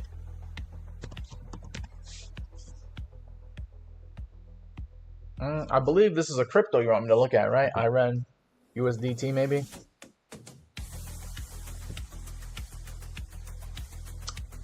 Why is that not showing up? Is IREN a stock or a crypto? Because I think when I typed it in, it actually showed a stock. Who requested IREN?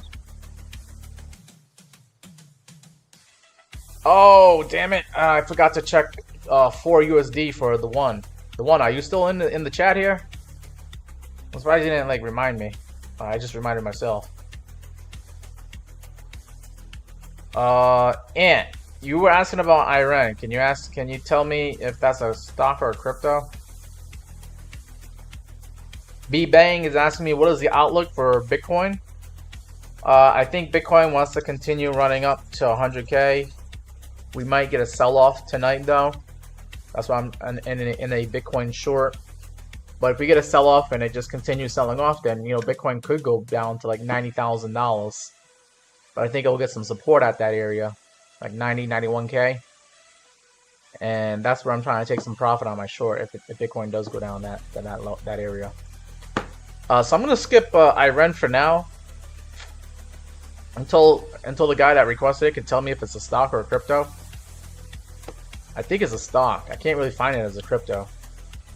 But let's look at 4 USD because we did have that request a while ago here. 4 USD. My 4 USD guy, are you still here in the chat? Because we're looking at it right now. Oh, and then Cameron's in here too. Hey Cameron, you just showed up. I got a little bit busy talking and looking at the charts here. I just noticed Cameron showed up here on TikTok. Yeah, Cameron, I actually made some money this weekend and today I'm having some good trades here, making money. Hopefully I'm able to still do that, with the Bitcoin short that I got into. But I'm also in a co-AI long, and I'm still in that Ethereum long as well. All right, let's see. So we're now looking at 4 USDT. I think I heard about this cryptocurrency. I don't know why they named it 4 USDT, but here we are. We're looking at it. This thing kind of looks almost like the same as CoAI's chart. This thing started trading on MEXC exchange in October. Had a nice run up. Got as high as like what, 30 cents here. Then you kind of almost like you got sold off violently, but then you did another vigorous rally up, made a lower high at like 23, 24 pennies here, and then you continued on with that sell-off here. This thing looks almost similar to like CoAI's daily chart here. What are we doing? Are we done going down on 4 USD? If we are done going down, there is a high volume node here, not too far above us at like 3 pennies, 0.032 pennies to be exact. Then the volume drops off. You make it past like 0.034 pennies. This might be some resistance at 4.043 pennies, and then there's going to be the value area high here at 0.048 pennies. I think that's going to be your take profit target. If you haven't taken profit by that point, strongly consider doing so, because that should act as resistance if it does get up to that area.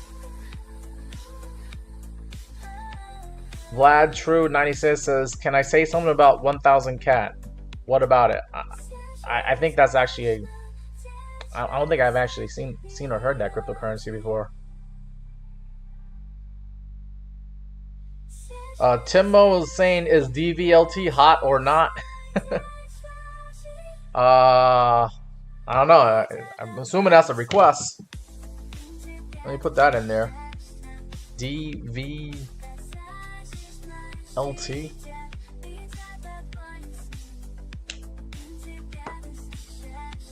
And then you said that 1000 cat is a cryptocurrency coin.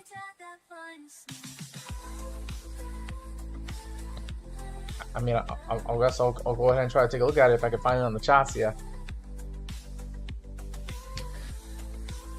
All right. So what are we doing here? We're looking at 4 USDT before we move on to Fetch AI and Bonk.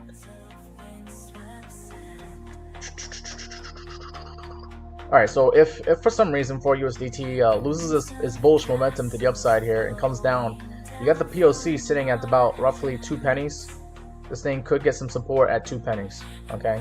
And then you got the value area low sitting at about a penny and a half. I think the lowest lows for the year came in at like a penny and a half. So You probably put your stop loss at a penny and a half. And if this loses a penny and a half, then it probably wants to continue dropping like a rock, like it's already done so far. So let's see, upside targets. Oh man, I just messed up my VLVP. But I already said upside targets is gonna be about roughly 0.033 pennies, and then we also got another high volume node here at 0.043 pennies. Yeah, so I already covered those upside targets here on this one.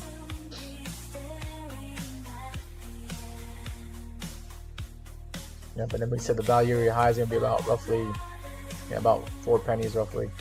Okay, all right, moving on from 4 USDT. We'll take a look at Fetch AI, and then we gotta take a look at Bonk.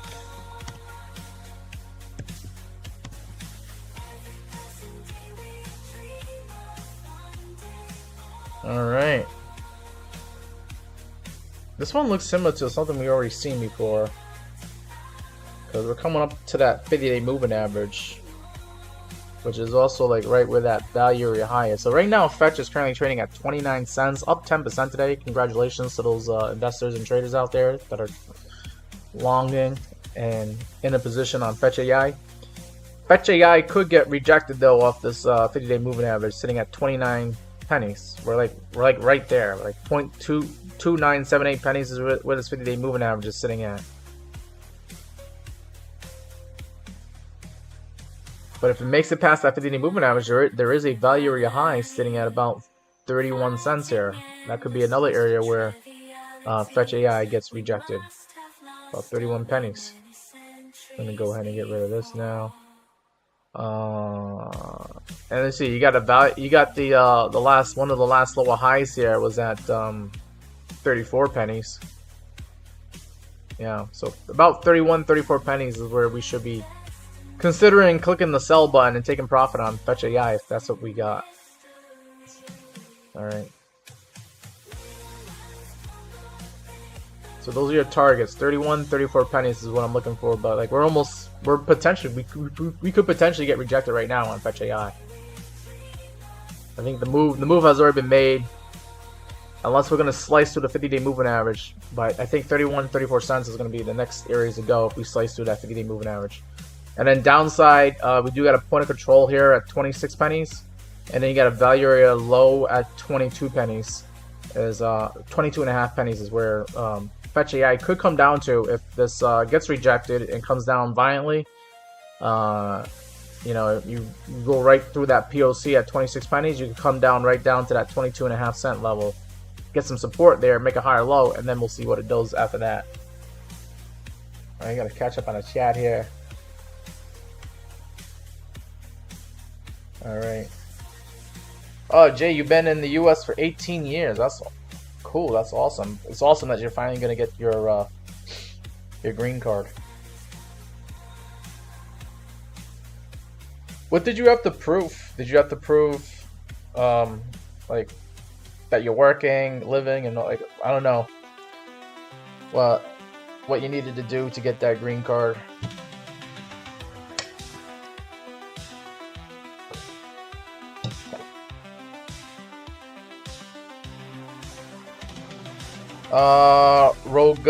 Roga's, I can't really pronounce your name, but Rogo is what I'm gonna say. You want me to look at Cardano? We actually did look at Cardano earlier today, but I'll give you like a brief summary analysis on it.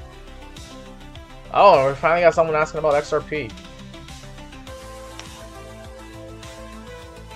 We'll look at XRP after we got a few coins to look at. We gotta look at Bonk, and then DVLT, and then 1000 Cat, and then comes XRP. Oh, come on.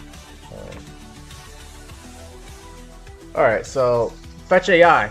I think the move has already been made. I'm expecting a rejection sometime soon, but we could come up to 31 or 34 cents before we actually get, you know, the potential rejection here for Fetch AI. Okay. So that's what I'm seeing here for Fetch AI. Moving on from FET, we'll take a look at Bonk, which also had a pretty good day, I believe, and a good weekend too. Let me get rid of this previous analysis here. Alright, so I'm still using this VRVP indicator here. This VRVP indicator, very powerful indicator. I've already said that before. Let's see. Bonk currently trading at, we're just going to call this 12.19, up 1.75% today.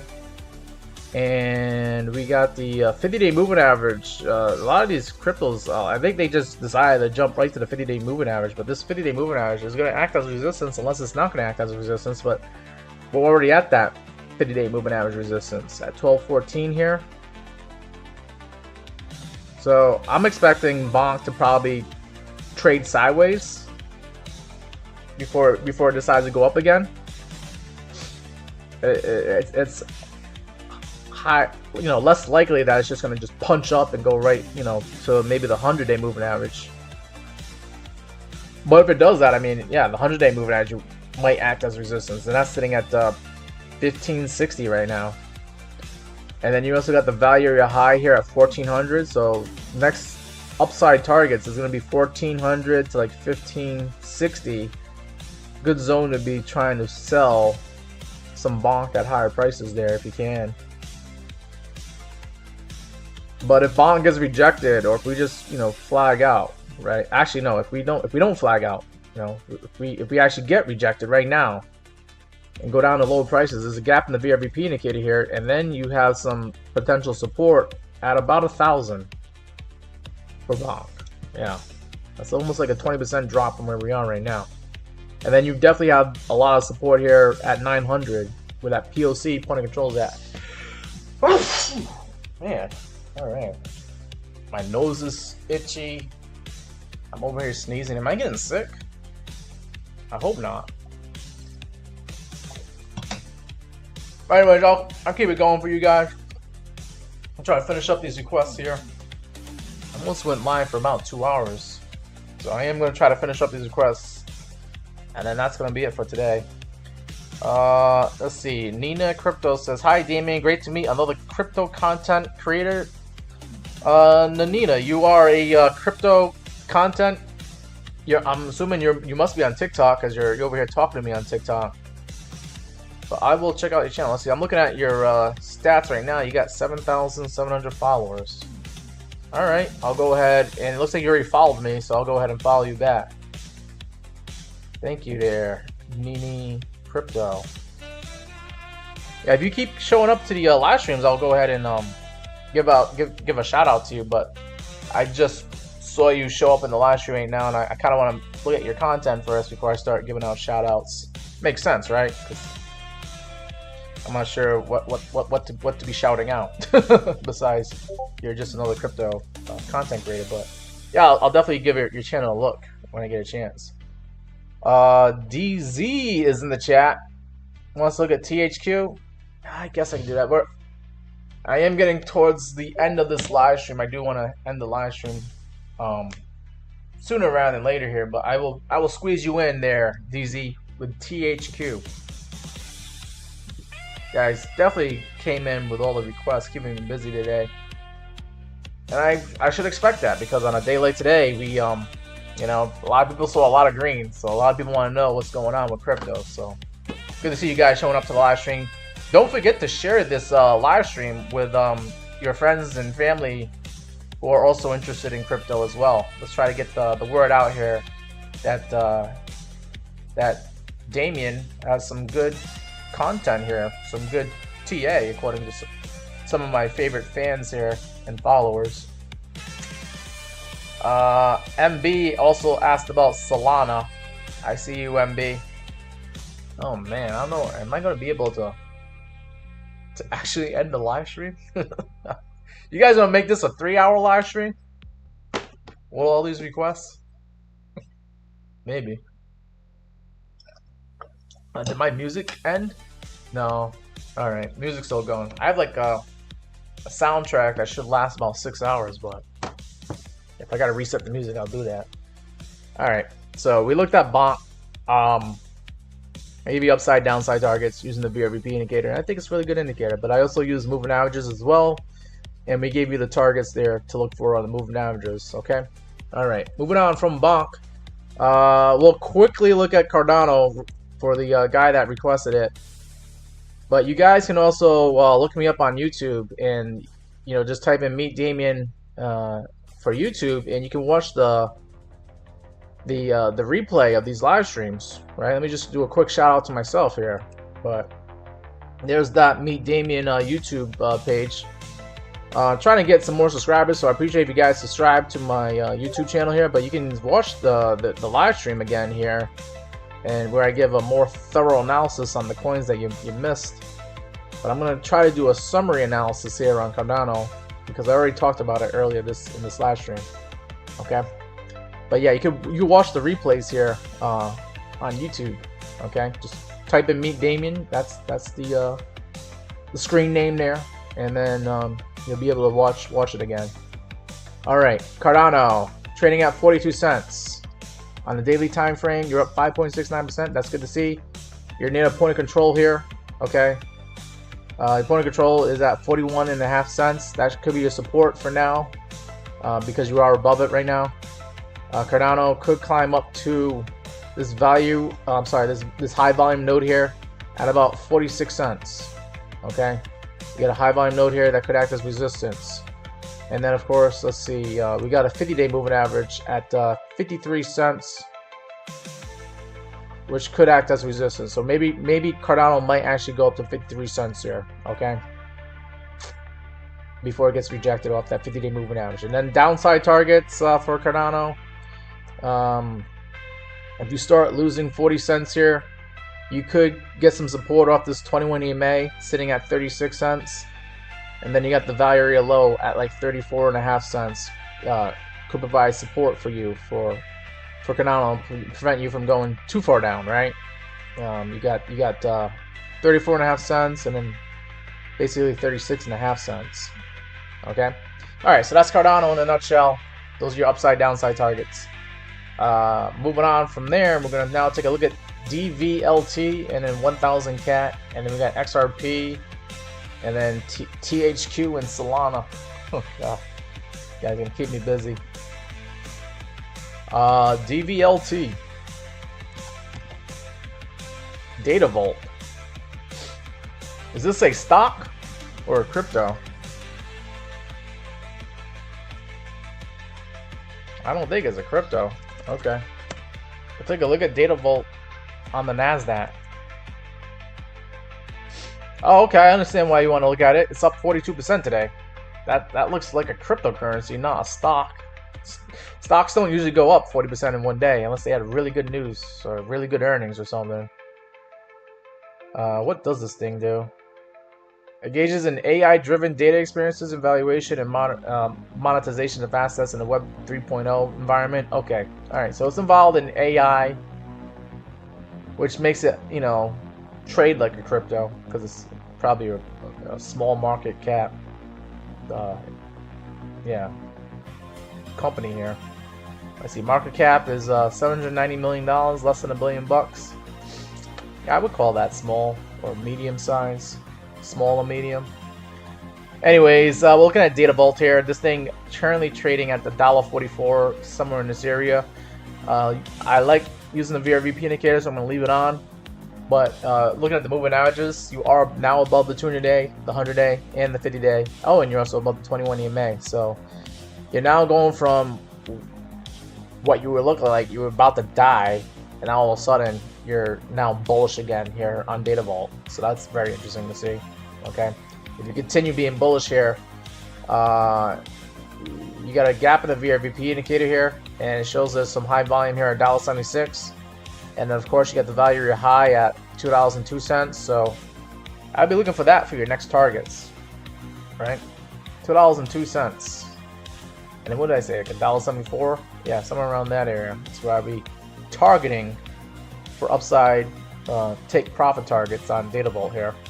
Okay, now to the downside, you do got the 200, 100 day and the 21 EMA acting as probably support between like $1.04 and $1.15.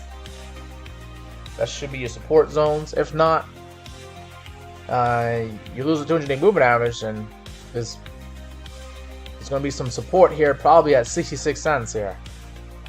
Yikes, that's like almost like a 50% haircut from where we are right now. I wouldn't go too crazy on this thing, because this thing looks like it can drop and pop up in no time here.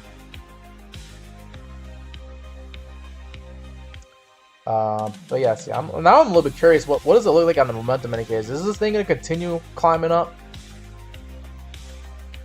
Oh man, it might actually. Wow. Okay. MACD.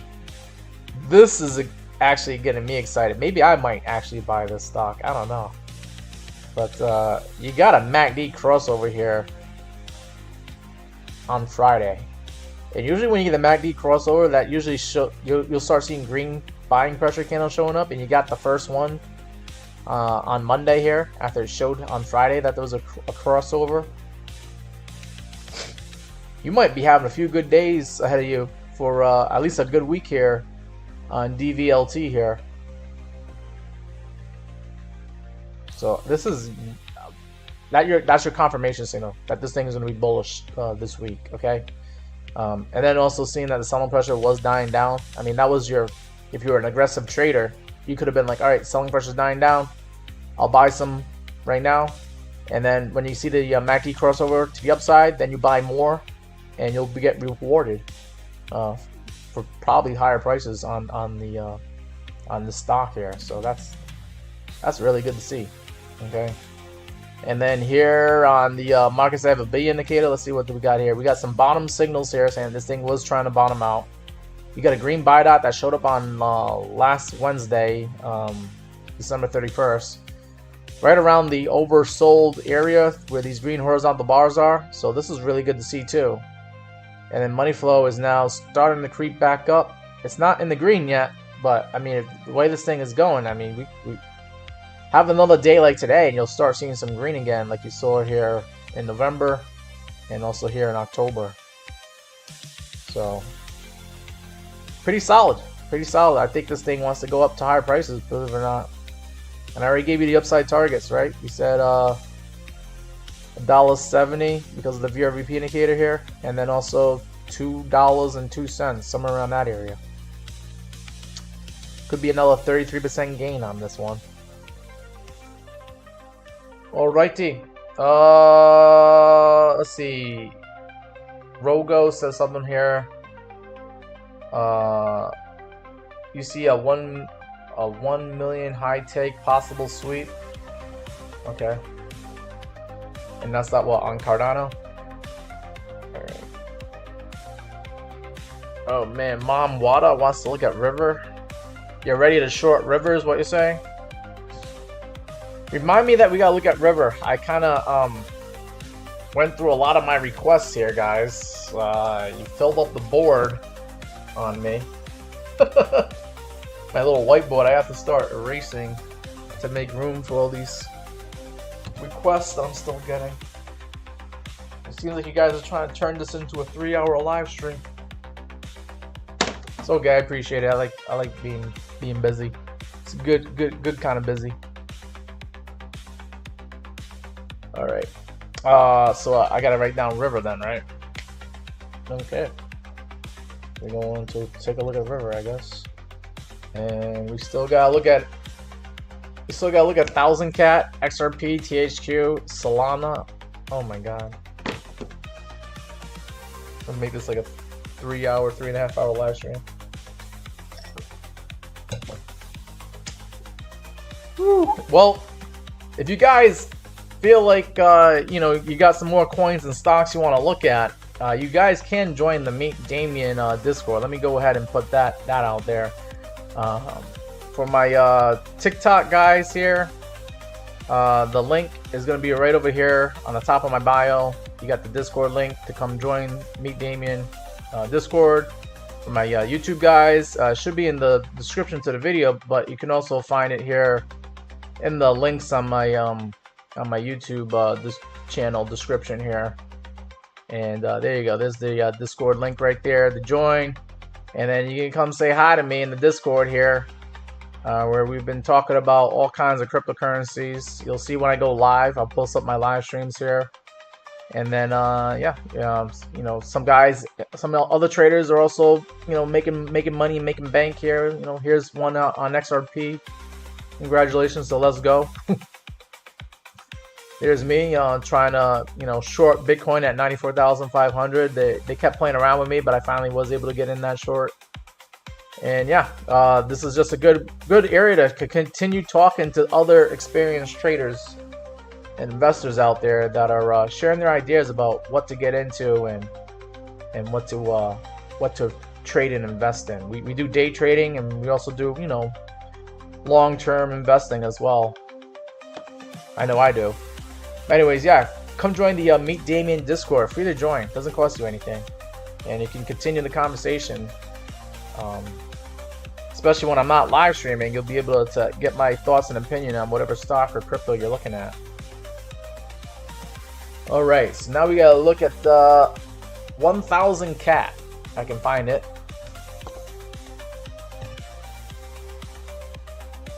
Oh, looks like it's showing up here. It's on Binance Exchange, okay.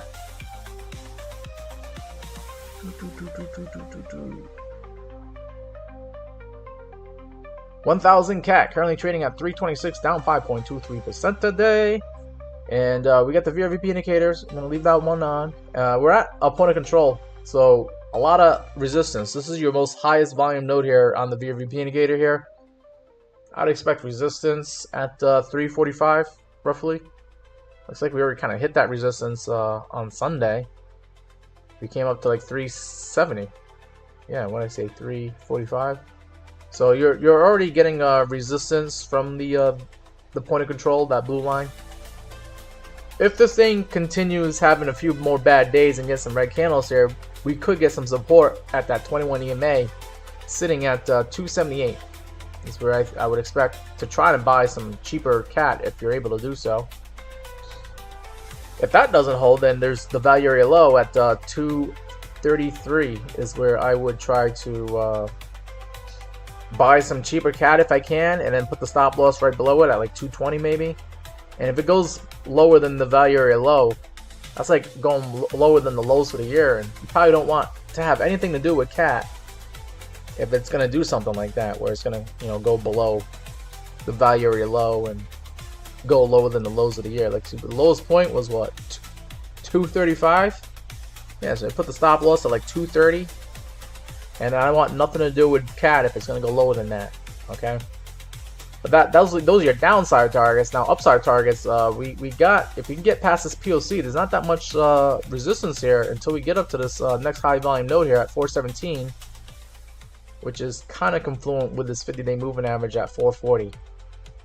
I think by the time the price climbs up, you got the 50-day moving average also going down. It might actually meet right at that high volume node here at like 415, 420.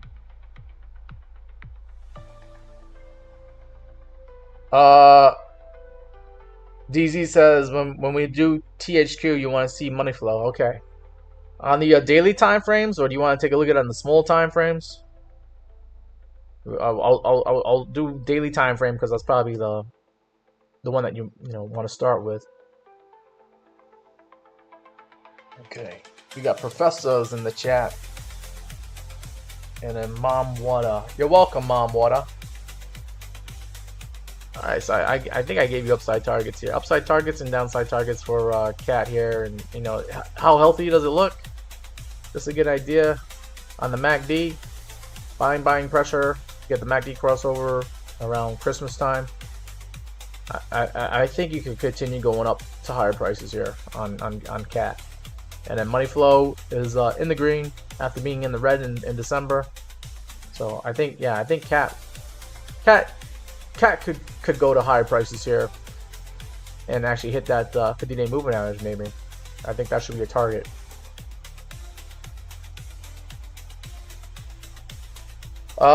Professor says it feels like Bitcoin is dropping. Well, if that's the case, then I'm making money on my Bitcoin short.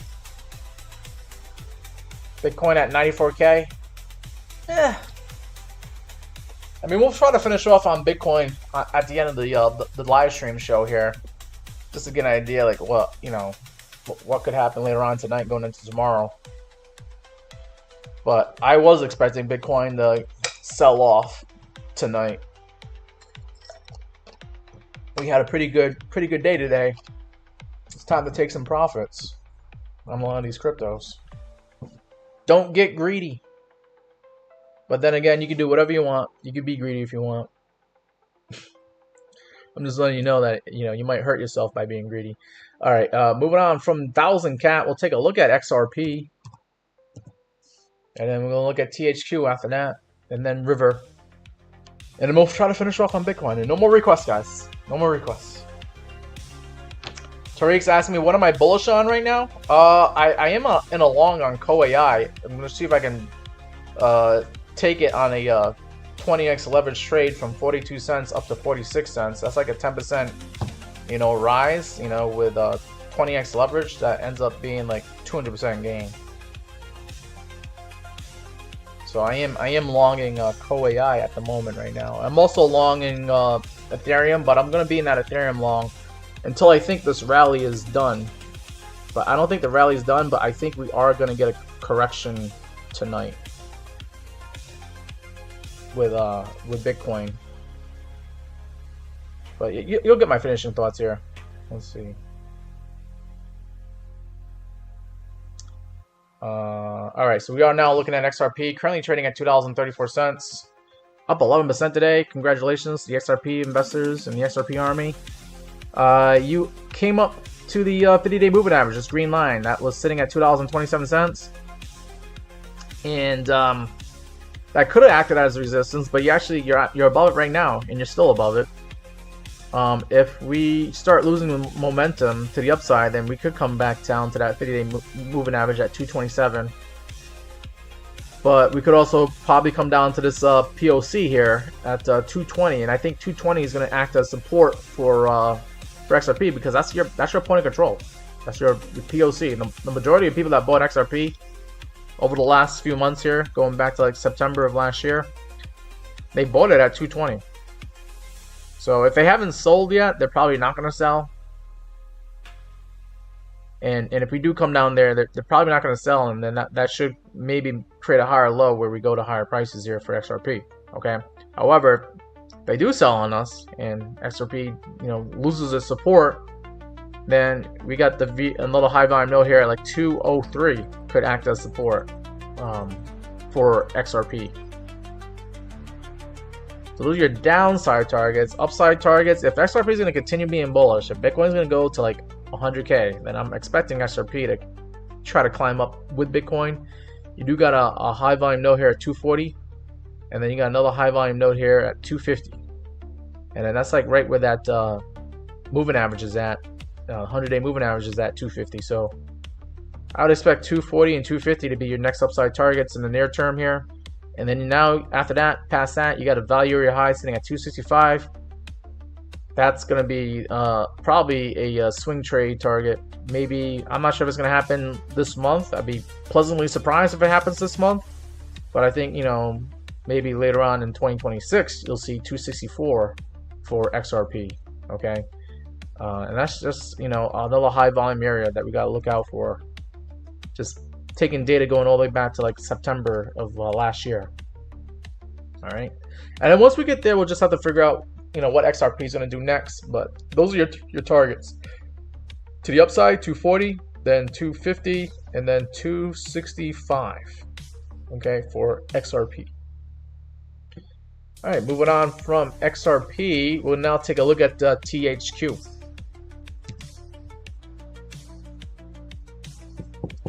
And THQ, I believe, is a crypto, right? Yeah, it should be a crypto, right? It's on Coinbase. What is it? Rick? Is that how you say it? Not much data. This thing looks like it started trading on Coinbase in the middle of December. About, what, a few weeks ago? Is there another exchange it's trading on with more data? Maybe try MEXC. Hey, come on. What am I supposed to do with this, DZ? This thing just started trading in about 2 weeks ago, 3 weeks ago. I mean, I can still use the VRVP indicator here, but I have no moving averages here. We just now started getting the 21 EMA. You can barely see it. I can see it though. It's at like 4 almost 5 cents. This little white speck here, that's your 21 EMA. This thing hasn't even been around for 21 days, or it just started being around for 21 days, and now you're getting the 21-day moving average showing up here. You don't do stocks. It's for old people. It's for anybody.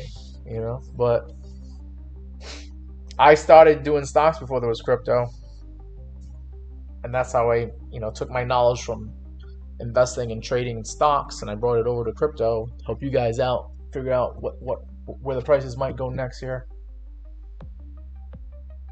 Professor says, what does a correction mean? Correction just means that we might see prices go down temporarily, and then maybe prices go back up again after that. That's what we mean when we say correction here. It's like a temporary crash, or temporary, a sell-off or whatever. Some people call it a sell-off. All right, you're gonna drop 20,000 on THQ, and you're gonna do it live. Oh wow, okay. THQ, why are you so excited about THQ? So VRVP data is showing that the POC is at about 0.043 pennies. We're right near resistance because it's the price is below that POC.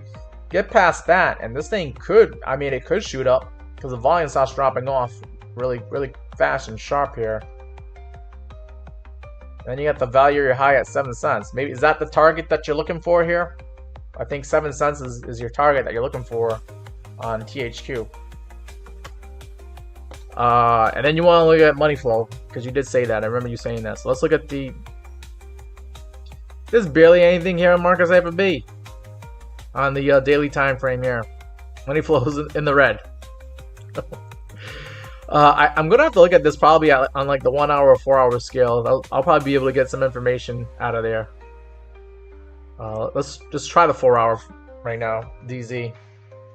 Alright, so now that I put this on the 4 hour, we start getting some moving averages showing up here. There is a 50 moving average on the 4 hour time frame sitting at about 0.048 pennies. I think that's where the 21 EMA was at too. So there's a number for you to write down. 0.048 could be a target to the upside here. How's the MACD looking? Some selling pressure here on the 4 hour time frame. Yeah. However, you are getting like a hammer candle, possibly a price reversal candle here. This thing might be done going down and might start going back up again. Let's see. Looking at money flow here on the 4 hour time frame. Right now, money flow is in the red, and you're waiting for this thing to start curving up to the upside. And you're not even getting the curve to the upside yet. I'd be careful with this one for now. Not the best. Not the best. So that's 4 hour time frame. Let's see what it looks like on a 1 hour time frame. 1 hour time frame. Oh, selling pressure looks like it's starting to die down. But you don't have the MACD crossover to the upside to give you that confirmation that you're looking for this thing to start seeing higher prices yet. And then money flow on the 1 hour time frame is also in the red, negative. You did get a green buy dot here though. That's interesting. Maybe that's why the MACD is showing some selling pressure dying down. And you got a bottom. You got some bottom signals here.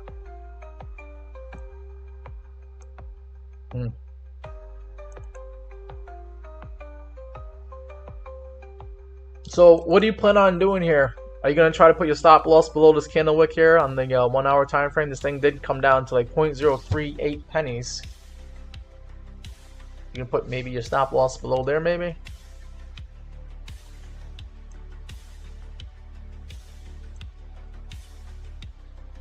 Let's see. I think we did have another candle wick that brought us down there too, like 0.0386 over here on December 21st. And it looks like the lowest low was December 19th. We came down to like 3.5 pennies here. So if you're spot trading it, maybe you put the stop loss at like 3.5 pennies or like 0.034 pennies maybe. And if you go lower than 3.4, then it probably means this thing is not done going down yet.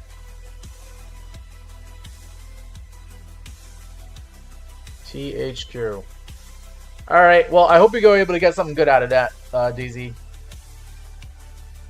I would be careful. There is like some temporary buying pressure showing up. It just started showing up recently here. Maybe this, you know, you just had that sell-off there out of nowhere. And maybe this might be the lows for today. Okay, and then I'll be targeting moving averages above you on the 1 hour time frame. If you're day trading this, I'm not sure what you're trying to do, DZ. If you're day trading or maybe you're in it for swing trade long or something.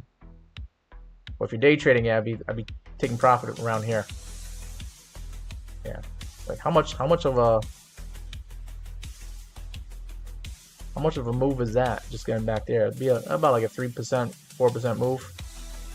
Nothing crazy to write home to mom about. Even if you did like 10x leverage, that's like going to be 40%. You would probably need like maybe 100x leverage now. maybe like 20x leverage would get you 80%. 25x leverage would get you 100%. So maybe if you're going to do a day trade, you can do 25x leverage on this. Yeah. You're trying to go to 4 cents to 8 cents? Okay. You're trying to get a double out of it. Well, we did say on the daily time frame that there was what? On the VRVP indicator, this thing could come up to 7 cents. Okay? And get rejected there. That's your value area highs at 7 cents there. Alright? Okay. Moving on from THQ. I think we're almost finishing up here. We're going to look at Solana and then River. And then finish up on Bitcoin.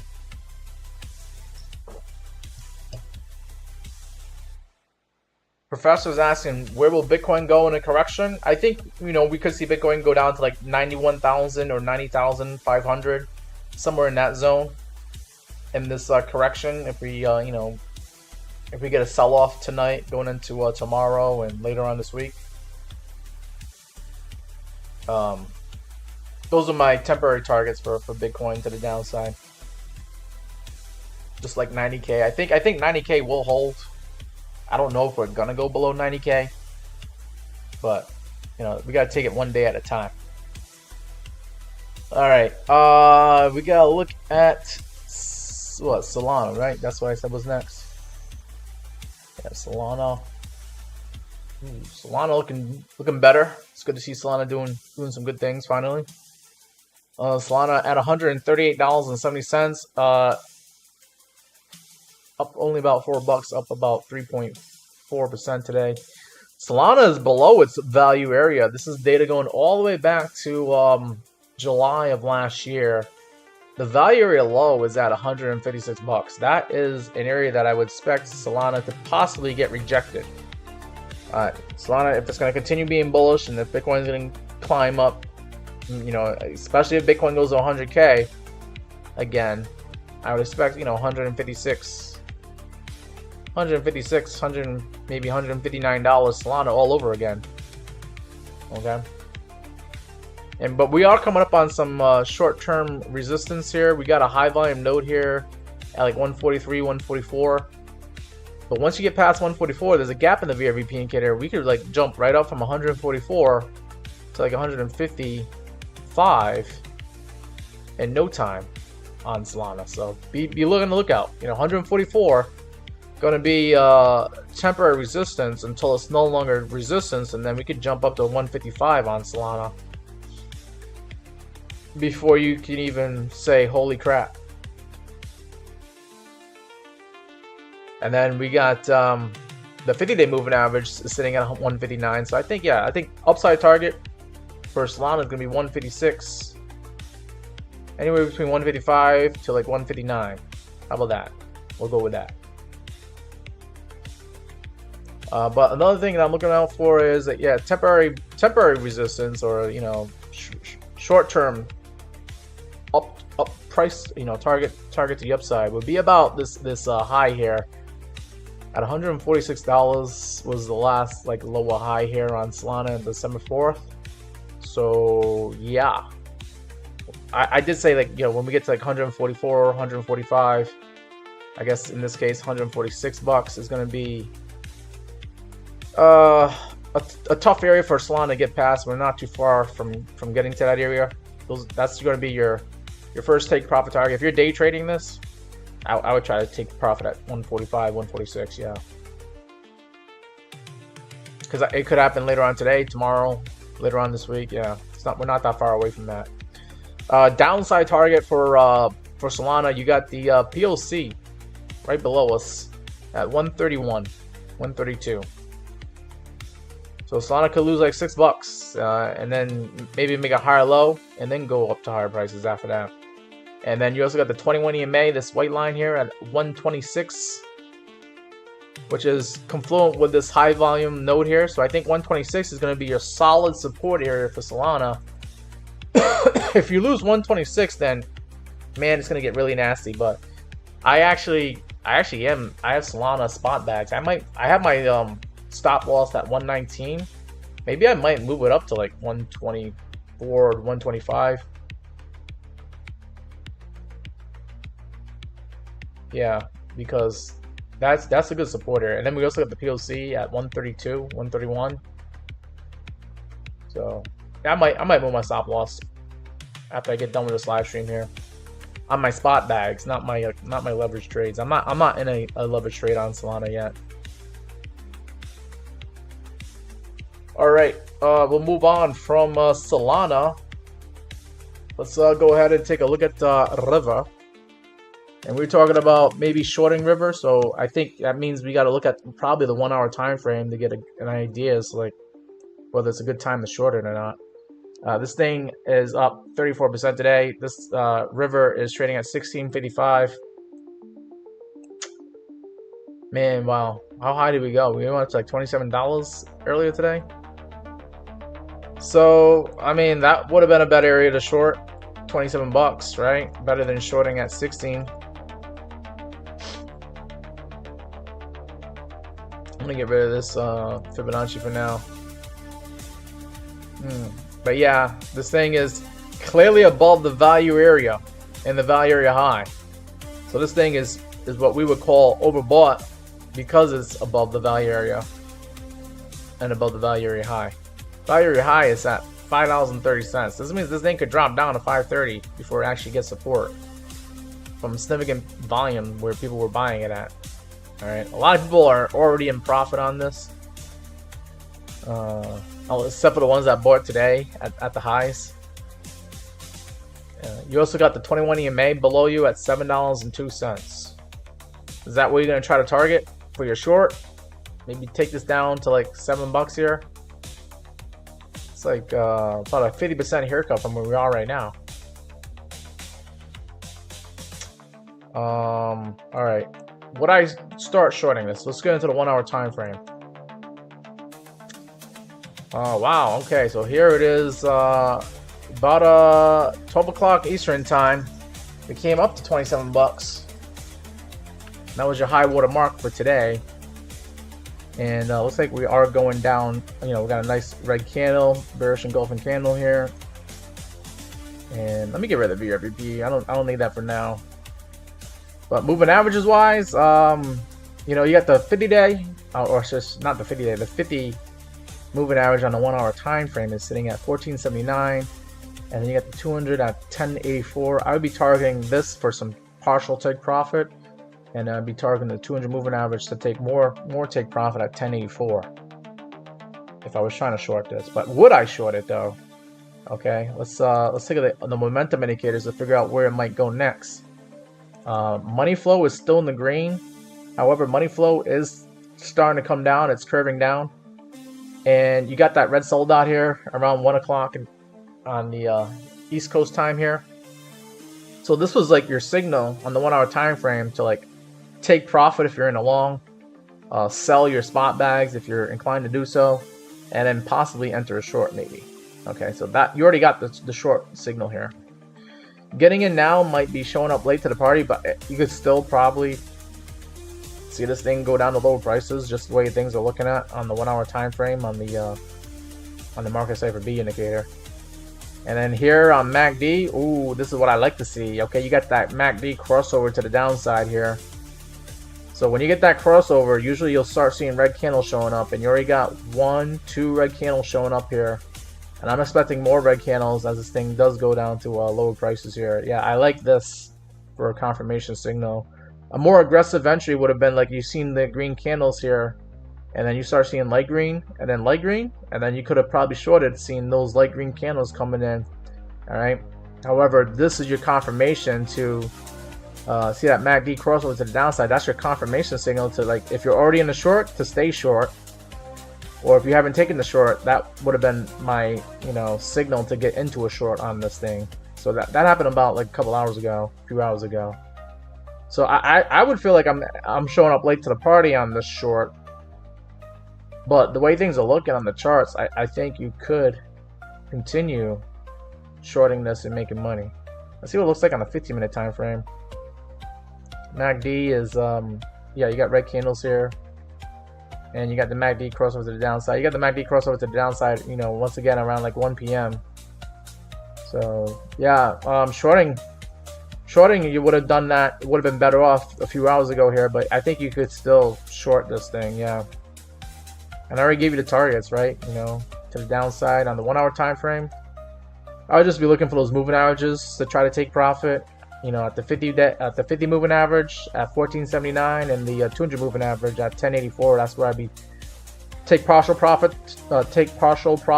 on the short at that green line, and then take more profit at that red line there. And that's how I would do it if I was shorting River. Now I am in a short on Bitcoin. Let's see how that's playing out right now. Let's see, Bitcoin is currently trading at $94,000, and I got in at 94,500 on my short, and yeah, everything's looking good so far. I'm up 24% on a 40x long, a 40x short on Bitcoin, and then I am long in. Oh wow, looks like CoAI is doing all right for me, up 38%. Hey, come on, I am up 38% on the 20x long on CoAI. I got in around like 42 cents, and I'm trying to take profit at 46 cents, and my stop loss is at 41.40. Maybe I might move the stop loss. I'm not sure if I'm going to do it on the live stream, but I should probably think about moving the stop loss. Let's see what is the stop loss doing right now. If I get stopped out on my CoAI long, I'll lose about 29 bucks. But if CoAI continues going up to like 46 cents, I'll make 200 bucks on that trade. Be about 190%. That's cool. And then, you know, for Bitcoin, I am shorting Bitcoin. My targets that I'm looking for, if I'm able to get them, right? I am trying to take profit on the Bitcoin short at 90,500. I don't know if that's going to happen, but if it does happen, I'll make $300 on that short, and I'll be up 169% on the short. My stop loss is at 94,700. I'll lose about $16. So I think I got in a really good short on Bitcoin, because I could make 300 bucks and I'm only risking $16. So yeah, I think I like that. Let's take a look at Bitcoin. Let's see if Bitcoin is gonna continue dropping and making me money on my short, or are we gonna possibly see a reversal and go to higher prices here? So we are on the 1 hour time frame, which is where I start on day trading. When I'm looking for day trades, I'll start on the 1 hour time frame. And let me just turn the music down there. I feel like it's a little bit too loud. One idea on the 1 hour time frame is I could take profit on Bitcoin at this $93,300 level. That's where the 21 EMA is at. I think that's where Bitcoin could get a bounce, you know, if we're gonna still be bullish on Bitcoin. Okay, because you can see, like, every time Bitcoin does come down to 21 EMA, we get a bounce and then we go to higher prices. So we could come bounce off of 93,300 and go to higher prices. So I should probably aim to take my first take profit target on my short at 93,300. 300. And then I'll just see how Bitcoin behaves itself. Is Bitcoin going to bounce? Or is Bitcoin going to slice through the 21 EMA and come down to some other targets here? And my other target for a short on Bitcoin is 91,400. And that's where we got this sideways trading action going on here on Sunday. Okay. So that would be second take profit target. And then, of course, I did say my take profit target on the short's going to be 90,500. And this is an area that I've already identified using the VRVP indicator. I would like to see, you know, I would like to take profit on my short at 90,500 here. All right, but is Bitcoin going to do that though? Let's see what it looks like here on the momentum indicators here. On the MACD, we might be getting a MACD crossover to the downside on the 1 hour for Bitcoin. That is a signal. If this thing crosses, we're going to start seeing some red candles showing up here in the MACD. All right, kind of like we did here, right? We crossed on Sunday at 6 a.m. and then we got red candles showing up here. So I'm feeling pretty confident about my Bitcoin short. I think we're going to get a sell-off here, unless this is going to be a fake out. And it could be a fake out, right? Because I've seen that happen too, like where we look like we're threatening to cross down to the downside here, like here at 8 a.m. Early on Monday morning here. And then we just bounced off of it. Like we didn't actually cross, to the downside. So we'll see. Like Bitcoin, and this is why the markets get a little tricky, because we don't know. You can't just use one indicator here, but it looks like any moment now, Bitcoin could drop down on us, or maybe we might get the bounce off of 94K right now. So I should probably move my stop loss on my Bitcoin short to break even, so I don't lose money after already being in profit already, right? Let me go ahead and do that. I said it, right? I should go do that, right? Show you good habits here. So I am going to move my stop loss here on my Bitcoin short to break even, just in case Bitcoin actually catches bids out of nowhere. And my entry was at 94,500, so I'll go ahead and I'll put that in there. I want 94,000. Well, we also got to take into account trading fees, so maybe 94,450. So I'll make $4 if Bitcoin jumps back up to 94,450, and that should cover my fees, my trading fees. So I like that. So my stop is not break even now, and a little bit past break even, just to make some money on the trading fees. So yeah, all right, yeah. Now Bitcoin's losing 94K. You know, it's flirting with losing 94K. But we got how much time left before the 1 hour candle closes here? We got about 28 more minutes before the 1 hour candle closes. And then we'll see if we're actually going to get that MACD crossover to the downside on Bitcoin. So guys, in the next 28 minutes, I'm not going to be live, but pay attention to the 1 hour time frame, how this candle closes. Are we going to get that MACD crossover to the downside? Okay, because it could get nasty for Bitcoin if it does that, and we could see like 93, 92, or 91K after that. And then here on Market Cipher B, we got that red sell dot that came in at 2 p.m. Eastern time. Momentum's coming down. Okay, something.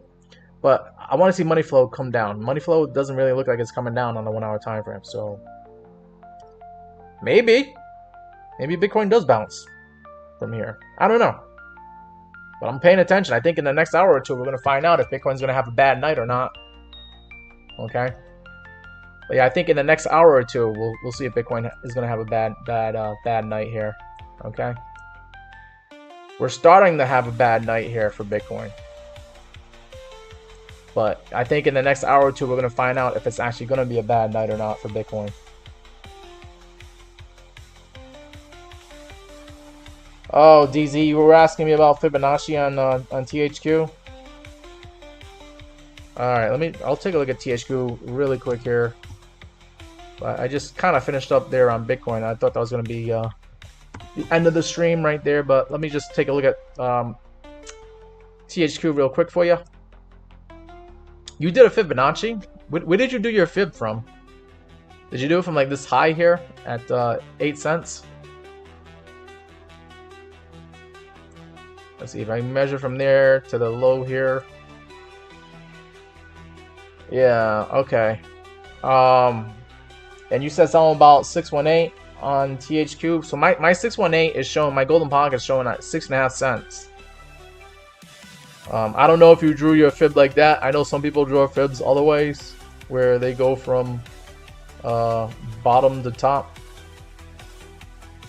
So if I did it like this, then the Fibonacci looks like this, and then the 618 is showing 5 pennies here for THQ. So I don't know. You tell me. What is your 618 showing? What number is it at? D2 Miami. We are trying to end the live stream, D2 Miami. And you asked about Propy. Alright, I'll do it real quick because you always come in here and I know you give out the gifts here on the live stream. So send me a gift, please, if you can. And I'll take a look at the Propy in the meantime. Alright. Alright, so we're looking at Propy right now. Alright, Propy's at 42 cents. Up 7% today. Looks like Propy, just like a lot of these other cryptocurrencies, are trying to head towards a 50-day moving average.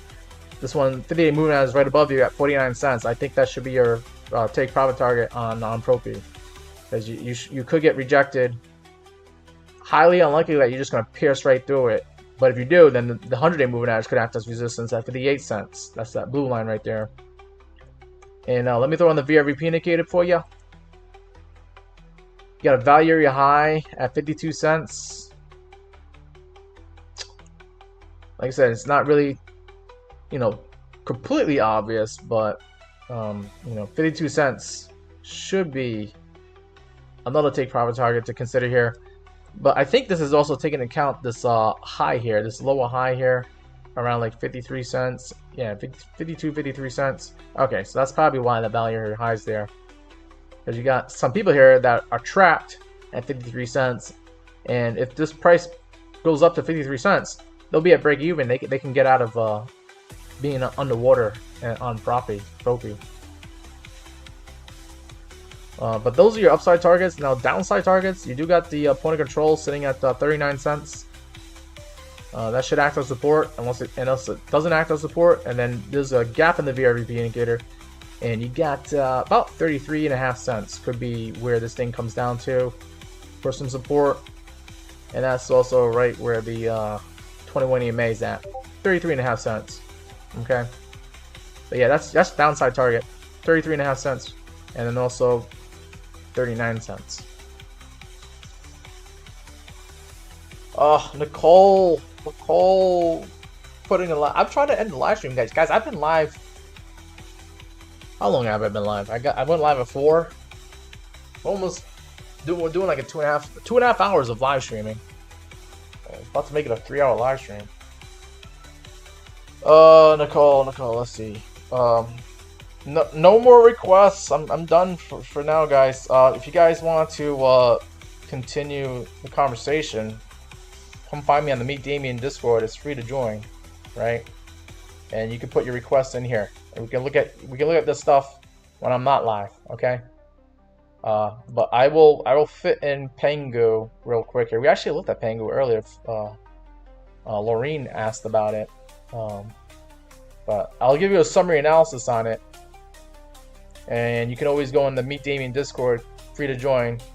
To join it, you just go onto my TikTok here, and on the top of my bio, there's my Discord link right there.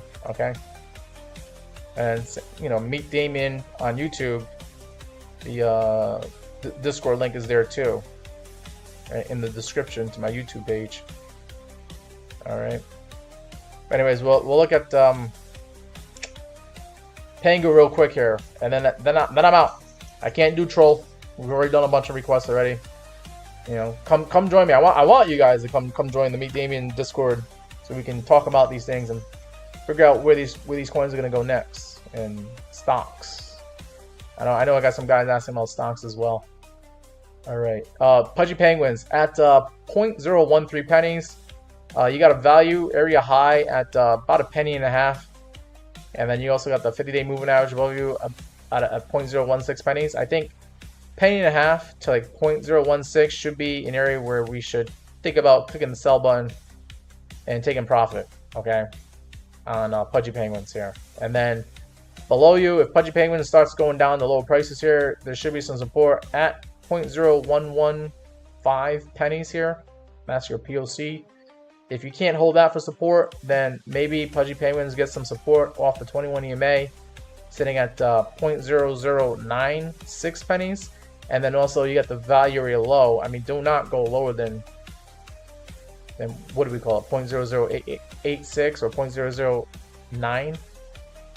Because then that just probably means you're still in the downtrend on Pudgy Penguins. But yeah, that's Pudgy Penguins in a nutshell. As I try to end this live stream, and yeah, I will see you guys same time tomorrow, 4 to 6 p.m. Eastern time. That's when I usually go live. And then we'll try to look at the coins and see where they go next. But I think Bitcoin's gonna have a sell-off tonight, unless in the next hour or two it just catches bids out of nowhere. But yeah, it looks like Bitcoin is on its way down from what I'm seeing here. And it might be just a temporary correction, or we might actually see some more bleeding that takes us down to like 91,400 or 90,500. I think those are the targets to look for. We'll take it one day at a time, but I don't think Bitcoin is going to go below $90,000 because I think people are more convinced now that Bitcoin is actually going to head to 100K than it is 90K at this point. But we shall see. That's why we come here every day to try to figure these things out. But I'm feeling like Bitcoin is going to have a correction tonight, sell off, people are going to take profits, and then, you know, maybe we get a bounce back tomorrow going into later on this week. All right. So I am temporarily bearish on Bitcoin. I am shorting Bitcoin tonight, but I'm looking to see if we can go long on Bitcoin again later on, either tomorrow or later on this week. We shall see. But good luck trading and investing in whatever you decide to get into, guys. I'll leave the music on the outro song, and then yeah, come join me on the Discord and say hi. All right, we'll say hi to you. See, try to get some more people to show up here on Discord. Okay, but that's gonna be it for today, guys. I will see you tomorrow. Take care and good luck trading, investing in whatever asset you decide to get into. Take care, guys.